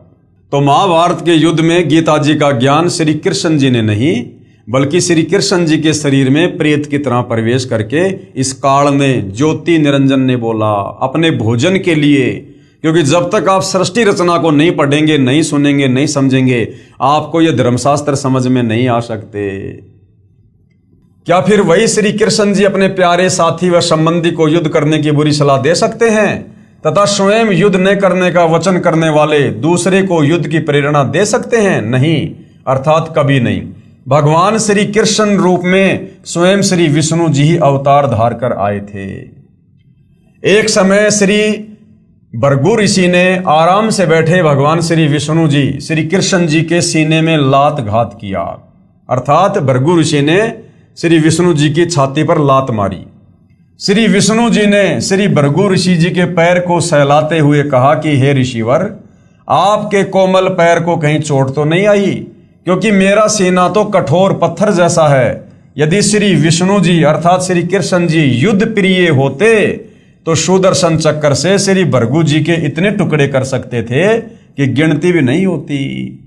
इसलिए अर्जुन को डरा धमकाकर महाभारत के युद्ध में लड़ाई के लिए, युद्ध के लिए श्री कृष्ण जी ने तैयार नहीं किया, बल्कि श्री कृष्ण जी के शरीर में प्रेत की भांति प्रवेश करके इस काल ने, ज्योति निरंजन ने किया। वास्तविकता ये है कि काल भगवान जो 21 ब्रह्मांड का प्रभु है, मालिक है, उसने प्रतिज्ञा की है कि मैं अपने शरीर में व्यक्त यानी मानव सदृश से अपने वास्तविक रूप में सबके सामने नहीं आऊंगा, यानी किसी को दर्शन नहीं दूंगा। उसी ने सूक्ष्म शरीर बनाकर प्रेत की तरह श्री कृष्ण जी के शरीर में प्रवेश करके पवित्र गीता जी का ज्ञान तो सही यानी वेदों का सार कहा, परंतु युद्ध करवाने के लिए अटकलबाजी में भी कसर नहीं छोड़ी। काल अर्थात ब्रह्म कौन है ये जानने के लिए पढ़िए सृष्टि रचना, इसी पुस्तक ज्ञान गंगा के पेज नंबर 22 से 74 तक, जो कि हम पहले अच्छी प्रकार से पढ़ चुके हैं। क्योंकि सृष्टि रचना को पढ़े बिना हमें नहीं पता चलेगा कि ये काल क्यों है, ये काल क्यों बना, इसको 1 लाख मानव शरीरधारी आत्माओं का भोजन करने का श्राप क्यों लगा, और ये क्यों अपने वास्तविक काल रूप में किसी को दर्शन नहीं देता, क्यों इसने महाभारत के युद्ध के समय श्री कृष्ण जी के शरीर में प्रेत की भांति प्रवेश करना पड़ा। तो सृष्टि रचना से हमें इसका ज्ञान होगा। जब तक महाभारत का युद्ध समाप्त नहीं हुआ तब तक ज्योति निरंजन अर्थात काल ब्रह्म, जिसको क्षर पुरुष भी कहते हैं, क्षर मानी नासवान, ये मरता है और जन्मता है, ये श्री कृष्ण जी के शरीर में प्रवेश कर रहा तथा युधिष्ठिर जी से झूठ बुलवाया कि कह दो कि अश्वत्थामा मर गया। भीम के पोते तथा घटोत्कच के पुत्र बबरूभान का यानी श्याम जी का शीश कटवाया तथा स्वयं रथ के पहिए को हथियार रूप में उठाया, जबकि श्री कृष्ण जी ने तो प्रतिज्ञा की थी कि मैं युद्ध में हथियार नहीं उठाऊंगा। लेकिन उस समय श्री कृष्ण जी के शरीर में प्रवेश करके इस काल ने, ज्योति निरंजन ने रथ के पहिए को हथियार के रूप में प्रयोग करके और लाखों लोगों को मौत के घाट उतारा। ये सर्व काल ही का किया कराया उपद्रव था, प्रभु श्री कृष्ण जी का नहीं। महाभारत का युद्ध समाप्त होते ही काल भगवान श्री कृष्ण जी के शरीर से निकल गया। श्री कृष्ण जी ने श्री युधिष्ठिर जी को इंद्रप्रस्थ यानी दिल्ली की राजगद्दी पर बैठाकर स्वयं द्वारिका जाने को कहा। अब महाभारत का युद्ध हो गया, पांडव मर गए, कौरव जीत गए, सेना सारी मर गई, थोड़े बहुत जो बचे थे वो थे। उसके बाद में श्री कृष्ण जी ने, क्योंकि युद्ध करवाकर काल तो श्री कृष्ण जी के शरीर से निकल गया, वो तो चला गया अपने 21वें ब्रह्मांड में अपनी तपस्या पर भून भून कर खाने के लिए। तो उसके बाद पांडवों के सबसे बड़े भाई युधिष्ठिर को श्री कृष्ण जी ने दिल्ली की गद्दी पर बैठा दिया, राजा बना दिया और कहा कि भाई देखो अब मैं द्वारिका जाऊंगा, क्योंकि श्री कृष्ण जी को पता था कि वो काल्यावन फिर से आएगा और फिर से मारकाट मचाएगा। तो अपनी सारी सेना और मथुरा वासियों को लेकर श्री कृष्ण जी द्वारिका जाने वाले थे। उससे पहले क्या होता है, तब अर्जुन आदि ने प्रार्थना की कि हे श्री कृष्ण जी, आप हमारे पूज्य गुरुदेव हो, हमें एक सत्संग सुनाकर जाना ताकि हम आपके सद्वचनों पर चलकर अपना आत्म कल्याण कर सकें। ये प्रार्थना स्वीकार करके श्री कृष्ण जी ने तिथि समय तथा स्थान निहित कर दिया। निश्चित तिथि को श्री अर्जुन ने भगवान श्री कृष्ण जी से कहा कि प्रभु आज वही पवित्र गीता जी का ज्ञान ज्यों का त्यों सुनाना, क्योंकि मैं बुद्धि के दोष से भूल गया हूं। अब अर्जुन ने क्या कहा श्री कृष्ण जी से कि भगवान आज आप हमें अपने सत्संग के माध्यम से वही ज्ञान सुनाना जो ज्ञान आपने महाभारत के युद्ध के समय मुझे दिया था, गीता जी वाला, क्योंकि उस समय बुद्धि दोष के कारण, उस युद्ध के कारण मैं उस ज्ञान को याद नहीं रख पाया। तो श्री कृष्ण जी क्या कह रहे हैं भाई और बहनों, अगर वो ज्ञान श्री कृष्ण जी ने सुनाया होता तो श्री कृष्ण जी ये बात ना बोलते कि अर्जुन वो ज्ञान अब मुझे भी याद नहीं है। देखना, तब श्री कृष्ण जी ने कहा कि हे अर्जुन, तू निश्चय ही बड़ा श्रद्धाहीन है, तेरी बुद्धि अच्छी नहीं है, ऐसे पवित्र ज्ञान को तू क्यों भूल गया। फिर स्वयं कहा कि अब उस पूरे गीता ज्ञान को मैं भी नहीं कह सकता, अर्थात मुझे भी ज्ञान नहीं है। कहा कि उस समय तो मैंने योग युगत होकर बोला था। श्री कृष्ण जी क्या कह रहे हैं कि उस समय वो ज्ञान मैंने योग युगत होकर बोला था। झूठे नंबर बना रहे हैं अपने। अरे जो व्यक्ति युद्ध के समय जहां ऐसा डरावना माहौल होता है, शोर शराबा होता है, जो युद्ध के बीच में योग युगत हो सकता है, तो इस समय तो महल में बैठे हैं, शांति है। ऐसे माहौल में तो 2 मिनट में फिर से योग युगत हुआ जा सकता है। तो वो ज्ञान श्री कृष्ण जी ने नहीं बोला। अगर श्री कृष्ण जी ने बोला होता तो उस ज्ञान को चाहे 50 बार सुन लो, जो का त्यों सुना देते, जो क्या त्यों। तो श्री कृष्ण जी ने क्या कहा कि तेरी बुद्धि अच्छी नहीं है, ऐसे पवित्र ज्ञान को तो क्यों भूल गया। फिर स्वयं कहा कि अब उस पूरे गीता ज्ञान को मैं भी नहीं कह सकता, अर्थात मुझे ज्ञान नहीं। कहा कि उस समय तो मैं योग युगत होकर बोला था। अब भाइयों और बहनों, विचारणीय विषय है कि यदि भगवान श्री कृष्ण जी युद्ध के समय यानी ऐसे शोर शराबे में अगर योग युगत हुए होते तो शांति समय में योग युगत होना कठिन नहीं था। अरे इस समय तो महल में बैठे हैं, सत्संग करने के लिए बैठे हैं महल में शांति से। जब युद्ध के समय योग युगत हो सकते हैं तो अब योग युगत होने में क्या दिक्कत है। जबकि श्री व्यास जी ने वही पवित्र गीता जी का ज्ञान वर्षों उपरांत जो का त्यों लिपिबद्ध कर दिया। उस समय वह ब्रह्म यानी काल ज्योति निरंजन श्री व्यास जी के शरीर में प्रवेश कर गया तथा पवित्र श्री मद भगवत गीता जी को लिपिबद्ध करवा दिया, जो अब आपके कर कमलों में है। यानी जिस ज्ञान को महाभारत का युद्ध होने के कई वर्षों बाद वेद व्यास ऋषि ने, जो उस समय उस युद्ध में भी नहीं था, उसने युद्ध भी नहीं देखा, वो वेद व्यास ऋषि जिस ज्ञान को जो क्या तो लिख सकता है, लिपिबद्ध कर सकता है, तो बताओ श्री कृष्ण जी तो उस समय वहीं थे। और श्री कृष्ण जी अगर वो ज्ञान दे रहे होते तो दोबारा से उस ज्ञान को बताने में उनको क्या दिक्कत थी। तो वेद व्यास जी के अंदर इस काल बलि ने प्रवेश किया, जैसे महाभारत के समय श्री कृष्ण जी के शरीर में प्रवेश किया, ऐसे ही वेद व्यास जी के अंदर प्रवेश करके और पूरा का पूरा महाभारत का वो ज्ञान, वो पूरा का पूरा जो वेदों वाला सार था, वो जो गीता जी के रूप में बोला था, वो वेद व्यास जी के अंदर प्रेत की भांति प्रवेश करके इस काल बलि ने जो का त्यों लिखवा दिया। जिस वेद व्यास का महाभारत से कोई लेना देना नहीं था, जो उस समय युद्ध में भी नहीं था। तो अगर श्री कृष्ण जी ने ये ज्ञान बोला होता तो श्री कृष्ण जी सत्संग करते समय वो ज्ञान जो का त्यों सुना सकते थे। लेकिन श्री कृष्ण जी कह रहे हैं भैया मुझे भी याद नहीं है, अब मैं जो का त्यों नहीं कह सकता। प्रमाण के लिए संक्षिप्त महाभारत पेज नंबर 667 तथा पुराणे के पेज नंबर 1531 पर देखिएगा। ये संस्कृत भाषा है, आपको हिंदी पर लेकर चलते हैं। भगवान बोले यानी श्री कृष्ण जी बोले, वह सब का सब उसी रूप में फिर दोहरा देना अब मेरे वश की बात नहीं है कि अर्जुन अब वो ज्ञान जो का त्यों तेरे को सुना देना मेरे बस की बात नहीं है। उस समय मैंने योग युगत होकर परमात्म तत्व का वर्णन किया था। यह संक्षिप्त महाभारत द्वितीय भाग के पेज नंबर 1531 से। श्री कृष्ण का अर्जुन से गीता का विषय पूछना, सिद्ध महर्षि वैशंपायन और कश्यप का संवाद। पांडु नंदन अर्जुन श्री कृष्ण के साथ रहकर बहुत प्रसन्न थे। उन्होंने एक बार उस रमणीय सभा की ओर दृष्टि डालकर भगवान से यह वचन कहा, हे देवकी नंदन अर्थात श्री कृष्ण, जब युद्ध का अवसर उपस्थित था, यानी जब हम महाभारत के युद्ध में थे, उस समय मुझे आपके महात्म्य ज्ञान और ईश्वरीय स्वरूप का दर्शन हुआ था। किंतु केशव, आपने शनिवश पहले मुझे जो ज्ञान का उपदेश किया था वह सब इस समय बुद्धि के दोष से भूल गया हूं। यानी महाभारत के समय जो ज्ञान आपने दिया था, क्योंकि अर्जुन तो यही समझ रहा था कि श्री कृष्ण ने ज्ञान दिया है, जबकि श्री कृष्ण जी के अंदर वो काल था। तो अर्जुन कह रहा कि मैं अपनी बुद्धि दोष के कारण, यानी उस डर के कारण उस ज्ञान को मैं भूल गया हूं। उन विषयों को यानी उस ज्ञान को सुनने के लिए बारंबार मेरे मन में जिज्ञासा होती है, उत्कंठा होती है। इधर आप जल्द ही द्वारिका जाने वाले हैं, इसलिए पुनः वह सब विषय यानी वो ज्ञान मुझे सुना दीजिए। यानी द्वारिका जाने से पहले पहले आप मुझे वो ज्ञान सुना दो। वैशंपायन जी कहते हैं, अर्जुन के ऐसा कहने पर वक्ताओं में श्रेष्ठ महातेजस्वी भगवान श्री कृष्ण उन्हें गले से लगाकर इस प्रकार उत्तर दिया। श्री कृष्ण जी बोले, अर्जुन, उस समय मैंने तुम्हें अत्यंत गोपनीय विषय का श्रवण कराया था। यानी झूठे नंबर बना रहे हैं श्री कृष्ण जी।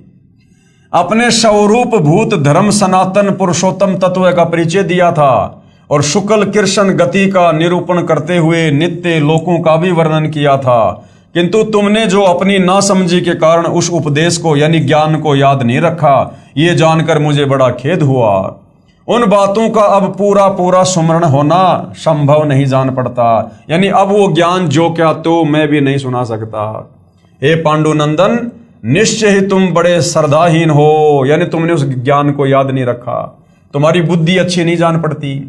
अब बताओ, अर्जुन को तो धमका रहा है कि तेरी बुद्धि अच्छी नहीं है, और खुद कह रहा कि मुझे भी याद नहीं है, खुद कह रहा कि अब मैं भी नहीं सुना सकता।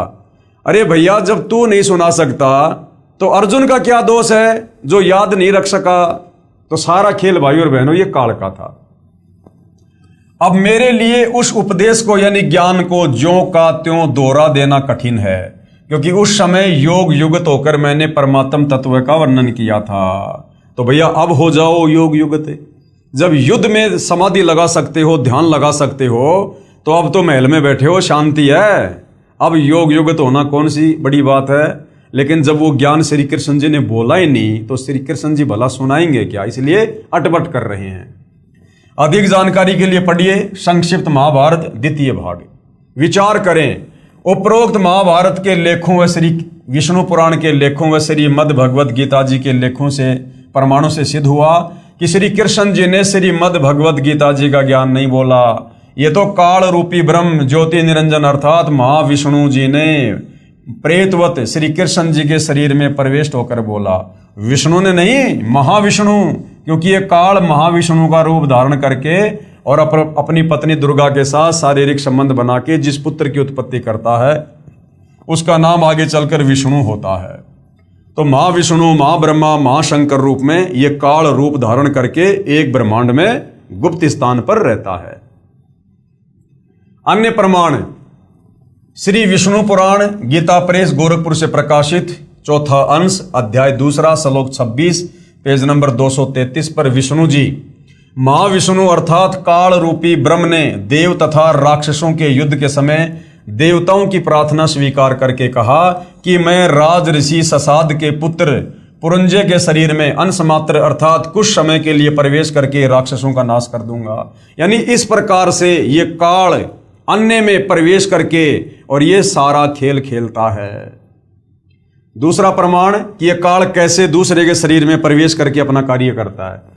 श्री विष्णु पुराण गीता प्रेस गोरखपुर से प्रकाशित है, चौथा अंश है, अध्याय 3 श्लोक 6 पेज नंबर 242 पर श्री विष्णु जी ने गंधर्वों व नागों के युद्ध में नागों का पक्ष लेते हुए कहा, यानी विष्णु रूप में उस समय ये काल आ गया और नागों का पक्ष लेते हुए कहा कि मैं महाविष्णु अर्थात काल रूपी ब्रह्म मानधाता के पुत्र पुरुतकुश में प्रवेश होकर उन संपूर्ण दुष्ट गंधर्वों का नाश कर दूंगा। तो इस प्रकार ये दूसरे के शरीर में प्रवेश करके अपना कार्य करता है।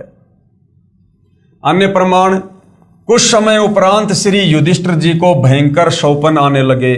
अब महाभारत युद्ध के बाद में युधिष्ठिर को भयंकर भयंकर डरावने सपने आने लगे। श्री कृष्ण जी से कारण तथा समाधान पूछा तो बताया कि तुमने युद्ध में जो पाप किए ना वह नरसंहार का दोष है, तुम्हें दुखदाई हो रहा है, इसके लिए एक यज्ञ करो। श्री कृष्ण जी के मुख कमल से ये वचन सुनकर श्री अर्जुन को बहुत दुख हुआ तथा मन ही मन विचार करने लगा कि भगवान श्री कृष्ण जी पवित्र गीता बोलते समय तो कह रहे थे कि अर्जुन तुम्हें कोई पाप नहीं लगेगा, तू युद्ध कर ले। इसका प्रमाण कहाँ है? गीता अध्याय 2 श्लोक नंबर 37 और 38 में कि अर्जुन तू युद्ध कर, तुझे पाप नहीं लगेगा, तेरे दोनों हाथों में लड्डू हैं। अगर युद्ध में मारा गया तो तू स्वर्ग में राज करेगा, जीत गया तो धरती पर राज करेगा।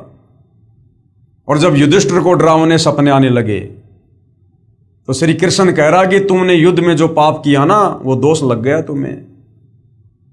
तो उस समय श्री कृष्ण जी के शरीर में प्रवेश करके युद्ध करवाने के लिए इस काल ने अर्जुन से कहा था कि युद्ध कर, तुझे दोष नहीं लगेगा, तेरे दोनों हाथों में लड्डू हैं। और महाभारत के युद्ध के बाद श्री कृष्ण जी के शरीर से निकलकर काल तो चला गया, अब बच गए श्री कृष्ण जी, उनको पता नहीं मैंने क्या बोला। तो अब जब युधिष्ठिर पूछ रहा कि भगवान मुझे ऐसे डरावने सपने क्यों आ रहे हैं, तो अब श्री कृष्ण जी कह रहे हैं कि भैया महाभारत के युद्ध में तुमने जो नरसंहार किया ना, जो अपने स्वजनों की जो तुमने हत्या की है कौरवों की, भैया वो पाप कर्म तुझे दुखदाई हो रहे हैं। तो युद्ध के समय तो काल ने श्री कृष्ण जी में प्रवेश करके क्या बोला युद्ध करवाने के लिए कि तुम्हें पाप नहीं लगेंगे, और अब श्री कृष्ण जी सलाह दे रहे हैं कि भैया तुझे पाप लग गए। अर्थात उस समय वो ज्ञान श्री कृष्ण जी ने नहीं बल्कि श्री कृष्ण जी में प्रवेश करके काल बोल रहा था। वरना श्री कृष्ण जी भला दोगली बात क्यों करेंगे? युद्ध करवाने के लिए तो कुछ कहेंगे और युद्ध के बाद में कुछ कहेंगे। यदि युद्ध में मारा भी गया तो स्वर्ग का सुख भोगेगा, अन्यथा युद्ध में जीतकर पृथ्वी के राज्य का आनंद लेगा। अर्जुन ने विचार किया कि जो समाधान दुख निवारण का श्री कृष्ण जी ने बताया है, इसमें करोड़ों रुपए खर्च होना है, जिससे बड़े भाई युधिष्ठिर का कष्ट निवारण होगा। यदि मैं श्री कृष्ण जी से वाद विवाद करूंगा कि आप पवित्र गीता जी का ज्ञान देते समय तो कह रहे थे कि तुम्हें पाप नहीं लगेगा, अब उसके विपरीत बात कर रहे हो, इससे मेरा बड़ा भाई ये ना सोच बैठे कि करोड़ों रुपए के खर्च को देखकर अर्जुन बौखला गया है तथा मेरे कष्ट निवारण से प्रसन्न नहीं है, इसलिए मौन रहना उचित जानकर सहर्ष स्वीकृति दे दी कि जैसा आप कहोगे वैसा ही होगा। श्री कृष्ण जी ने उस यज्ञ की तिथि निर्धारित कर दी। वह यज्ञ भी श्री सुदर्शन सोपच के भोजन खाने से सफल हुई। कुछ समय उपरांत ऋषि दुर्वासा जी के श्रापवश सभी यादव कुल विनाश हो गया। श्री कृष्ण भगवान के पैर के तलवे में एक शिकारी, जो त्रेता युग में सुग्रीव का भाई बाली की ही आत्मा थी, उसने विषाक्त यानी जहरीला तीर मार दिया। तब पांचों पांडवों के घटना स्थल पर पहुंच जाने के उपरांत श्री कृष्ण जी ने कहा कि आप मेरे शिष्य हो, मैं आपका धार्मिक गुरु भी हूं, इसलिए मेरी अंतिम आज्ञा सुनो। एक तो ये है कि अर्जुन द्वारिका की सभी स्त्रियों को इंद्रप्रस्थ यानी दिल्ली ले जाना, क्योंकि यहां कोई नर नहीं बचा है, क्योंकि सारे के सारे 56 करोड़ यादव मर गए थे आपस में कट कट के दुर्वासा के श्राप के कारण। तथा दूसरे, आप सभी पांडव राज्य त्याग कर हिमालय में साधना करके शरीर को गला देना। और दूसरा क्या आदेश दिया श्री कृष्ण जी ने कि आप पांचों पांडव राज्य को छोड़कर हिमालय में चले जाना, वहां पर तपस्या करना और शरीर को गला के नष्ट कर देना। अब अर्जुन के मन में विचार आने लगा कि भैया श्री कृष्ण जी तो बड़ा दोगला, जब युद्ध करवाना था तब तो कह रहा था कि युद्ध में मर गया तो स्वर्ग का राज्य करेगा और अगर जीत गया तो धरती का राज्य करेगा, और अब कह रहा है कि हिमालय में जाके अपना शरीर गड़ा दो। तो श्री अर्जुन से रहा नहीं गया और उसने फिर सवाल पूछ ही लिया कि भगवान आप ये दोगले वचन क्यों कह रहे हो? युद्ध के समय तो कह रहे थे कि तुझे धरती का राज्य मिलेगा, तुझे सुख मिलेगा, और अब कह रहे हो कि राज्य को छोड़कर हिमालय में जाके गड़ जाओ, तुम्हारे ऊपर महाभारत के पाप बहुत ज्यादा हैं। उस समय श्री कृष्ण हकीकत बता रहा है कि भाई मुझे कुछ नहीं पता मैंने युद्ध के समय क्या कहा था और क्या नहीं कहा था।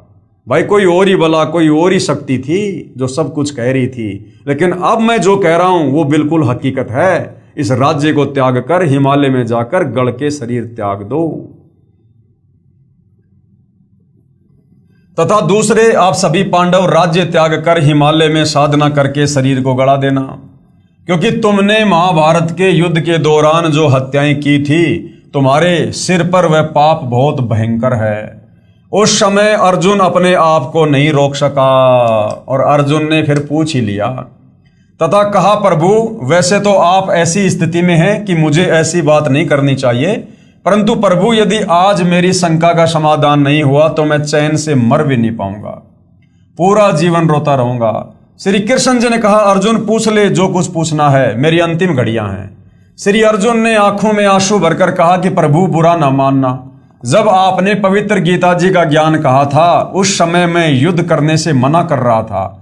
आपने कहा था कि अर्जुन तेरे दोनों हाथों में लड्डू हैं, यदि युद्ध में मारा गया तो स्वर्ग को प्राप्त होगा और यदि विजय हुआ तो पृथ्वी का राज्य भोगेगा तथा तुम्हें कोई पाप नहीं लगेगा।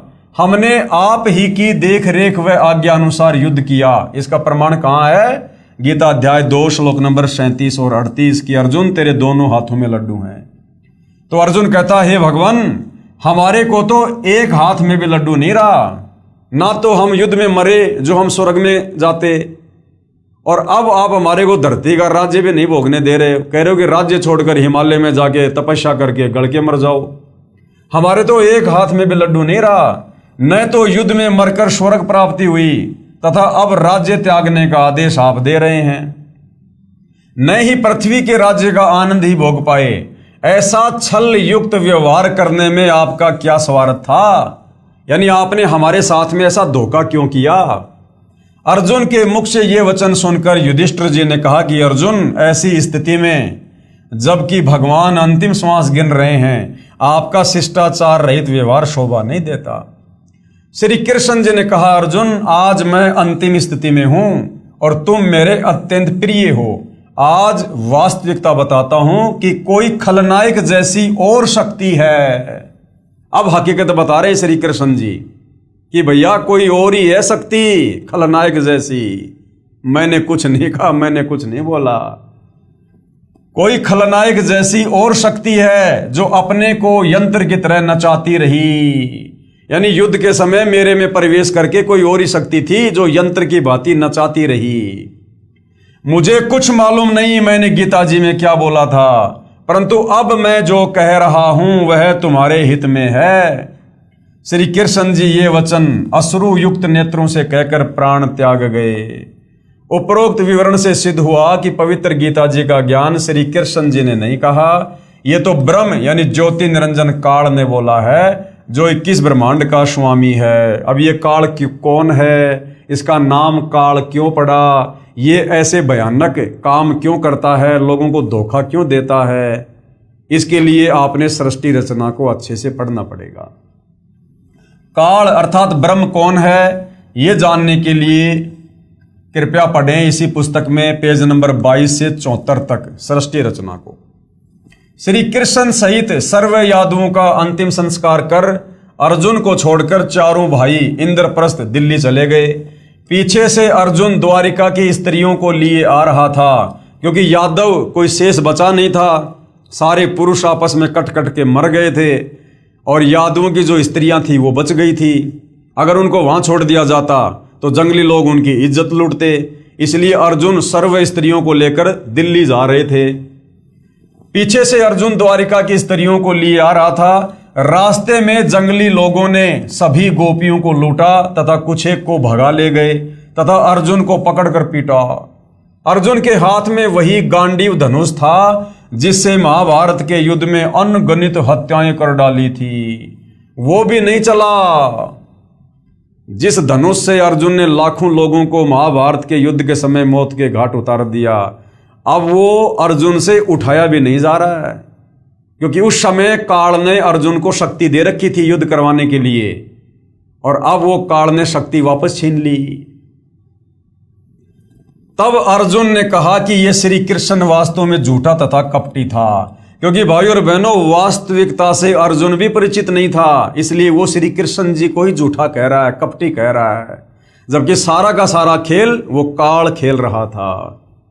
जब युद्ध में पाप करवाना था तब तो मुझे शक्ति प्रदान कर दी, एक तीर से सैकड़ों योद्धाओं को मार गिराता था, और आज वह शक्ति छीन ली, खड़ा खड़ा पिट रहा हूं। इसी विषय में पूर्ण ब्रह्म कबीर साहिब कबीर देव जी का कहना है कि श्री कृष्ण जी कपटी व झूठे नहीं थे, ये सारा जुल्म ये काल ज्योति निरंजन कर रहा है। जब तक ये आत्मा कबीर परमेश्वर अर्थात सत्य पुरुष की शरण में पूरे संत तत्वदर्शी के माध्यम से नहीं आ जाएगी, तब तक काल इसी तरह कष्ट पर कष्ट देता रहेगा। अब सोचिए भाई और बहनों, जब महाभारत के योद्धा अर्जुन जैसे को इस काल ने नहीं छोड़ा, नहीं बख्शा, उसको भी यंत्र की भांति नचा रहा है, तो आप और हम कलयुग के दो कोटि के जीवों की भला क्या औकात, क्या बिसात।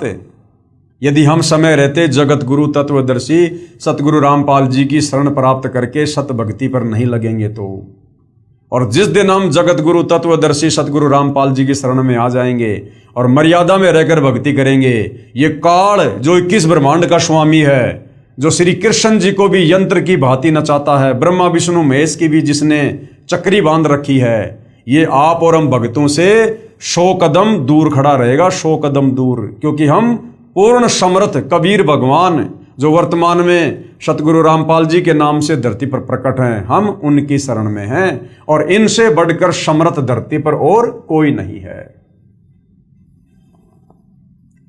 तब तक काल इसी तरह कष्ट पर कष्ट देता रहेगा। पूर्ण जानकारी तत्व ज्ञान से होती है, इसलिए काल कौन है ये जानने के लिए कृपया पढ़ें इसी पुस्तक के पेज नंबर 22 से 74 तक सृष्टि रचना को। विशेष विचार। उपरोक्त प्रमाणों से सिद्ध हुआ कि श्रीमद् भगवद गीता का ज्ञान श्री कृष्ण जी ने नहीं बोला, ये तो श्री कृष्ण जी के शरीर में प्रेतवत प्रवेश होकर ब्रह्म अर्थात काल अर्थात ज्योति निरंजन ने बोला था। तो भाई और बहनों, इस रहस्य से, तत्वदर्शी संत के अभाव से, सदियों से, सतयुग से पर्दा पड़ा हुआ था। तत्व ज्ञान के अभाव में हमारे नादान धर्म गुरु भले वो संस्कृत के विद्वान थे, चारों वेदों को जिसने याद कर रखा था वो चतुर्वेदी कहलाता था, जिसने 3 वेदों को याद कर रखा था वो त्रिवेदी कहलाता था, जिसने 2 वेदों को घोट रखा था वो द्विवेदी कहलाता था। लेकिन ये लोग तत्व ज्ञान के अभाव में हमें धर्मशास्त्रों का सूक्ष्म ज्ञान निष्कर्ष निकाल कर नहीं बता पाए, जो निष्कर्ष अब सतगुरु रामपाल जी बता रहे हैं, और पूरा निष्कर्ष निकाल कर अपने सत्संगों में डाल दिया, अपनी पुस्तकों में डाल दिया। अब यदि आवश्यकता है तो जगत गुरु तत्वदर्शी सतगुरु रामपाल जी के तत्व ज्ञान युक्त सत्संगों को सुनने की आवश्यकता है। तो भाइयों और बहनों, अब जिस रहस्य से पर्दा उठ चुका है कि वास्तव में भगवान कौन है, कैसा है, कहाँ रहता है और कैसे मिलता है, और कैसे हम इस काल के द्वारा लगाए गए क्रम बंधनों से छूटकर वापस अपने निज घर सतलोक जा सकते हैं, अन्यथा हम यहीं पर कर्मों का दंड भोगेंगे। जैसे अंत में 5 पांडवों ने राज्य त्याग कर हिमालय में जाकर तपस्या करके शरीर को गड़ाकर और दुर्गति से अपनी मृत्यु को गले लगाया, और उसके बाद में उनको नरक में ठोक दिया गया, नरक में इसी काल के द्वारा। तो भाई और बहनों, यदि आप और हम समर्थ की शरण में आकर शत भक्ति नहीं करेंगे तो आप और हमारे तो कहीं पैर भी टिके दिखाई नहीं देंगे, कहीं पैर भी, ये तो सीधा नरक में ठोकेगा, फिर लग 84 योनियों में। तो भाई और बहनों, अध्यात्म को, भक्ति मार्ग को समझने के लिए इन धर्मशास्त्रों को समझना, इनकी जानकारी होना बहुत जरूरी है। और ये जानकारी यदि हमारे नादान धर्मगुरु दे पाते तो आज से पहले दे चुके होते। अगर हमारे धर्मगुरुओं के पास में वो तत्व ज्ञान होता, मूल ज्ञान होता, तो कबीर परमेश्वर को सतगुरु रामपाल जी के रूप में धरती पर उतरकर ये तत्व ज्ञान प्रचार प्रसार करने की जरूरत ना पड़ती। तो भाई और बहनों, वर्तमान में धरती पर यदि कोई सर्व धर्मशास्त्रों का पूर्ण ज्ञाता है, यदि किसी के पास यथार्थ शास्त्र अनुकूल भक्ति मार्ग है, यदि कोई गुरु पद प्राप्त करके ये कथा करने का अधिकारी है, यदि कोई हमें शत भक्ति देकर इस काल बलि के 21 ब्रह्मांड के कष्टों से बाहर निकालकर सतलोक बैठा सकता है, अर्थात पूर्ण मोक्ष प्रदान करवा सकता है, तो परम पूज्य परमेश्वर सतगुरु रामपाल जी हैं। भाई और बहनों, इस मौके को चूको मत, ऐसा दाव युगों युगों के बाद लगता है। कहते हैं ना कि बिल्ली के भाग का छीका टूट गया। तो आज सतगुरु रामपाल जी के पावन चरण कमल धरती पर हम उनके समकालीन, और यदि हम उनकी शरण में आ जाते हैं तो भाई और बहनों समझो बिल्ली के भाग का छीका टूट गया, अन्यथा यहां तो दुर्गति दुर्गति है, दुर्गति ही दुर्गति। तो समझदार व्यक्ति तो ऐसी आफत मोल लेगा नहीं। इतने सारे प्रत्यक्ष प्रमाण देख के, इतना सब कुछ जानकर भला मन में क्या शंका रह जाएगी कि गीता जी का ज्ञान श्री कृष्ण जी ने बोला, या श्री कृष्ण जी के शरीर में प्रेत की भांति प्रवेश करके इस काल ने, ज्योति निरंजन ने, इस ब्रह्म ने बोला। तो भाई और बहनों, जब तक हमें ये नहीं समझ में आएगा कि गीता जी का ज्ञान किसने बोला, तो फिर हम गीता जी को आगे नहीं समझ पाएंगे। आगे अपने से अन्य फिर गीता ज्ञान देता जिस पूर्ण परमात्मा की जानकारी दे रहा है, फिर हम डगमग हो जाएंगे, हम विचलित हो जाएंगे। यदि तत्व ज्ञान के अभाव से यदि हम श्री कृष्ण जी को ही सुप्रीम पावर मानते रहे कि गीता जी का ज्ञान इन्हीं ने बोला है, तो आगे चलकर श्री कृष्ण जी तो अपने से अन्य किसी और सुप्रीम भगवान की जानकारी दे रहे हैं, अर्जुन को उसकी शरण में जाने की सलाह दे रहे हैं। तो फिर हम डगमग हो जाएंगे कि भैया सबसे बड़े भगवान तो श्री कृष्ण जी अर्थात श्री विष्णु जी, अब ये और किसकी जानकारी दे रहे हैं, तो फिर हमारी बुद्धि आगे काम नहीं करेगी। तो उसके लिए सबसे पहले हमने सृष्टि रचना से परिचित होना बहुत जरूरी है। उसके बाद गीता जी का ज्ञान किसने बोला, इससे परिचित होना बहुत जरूरी है।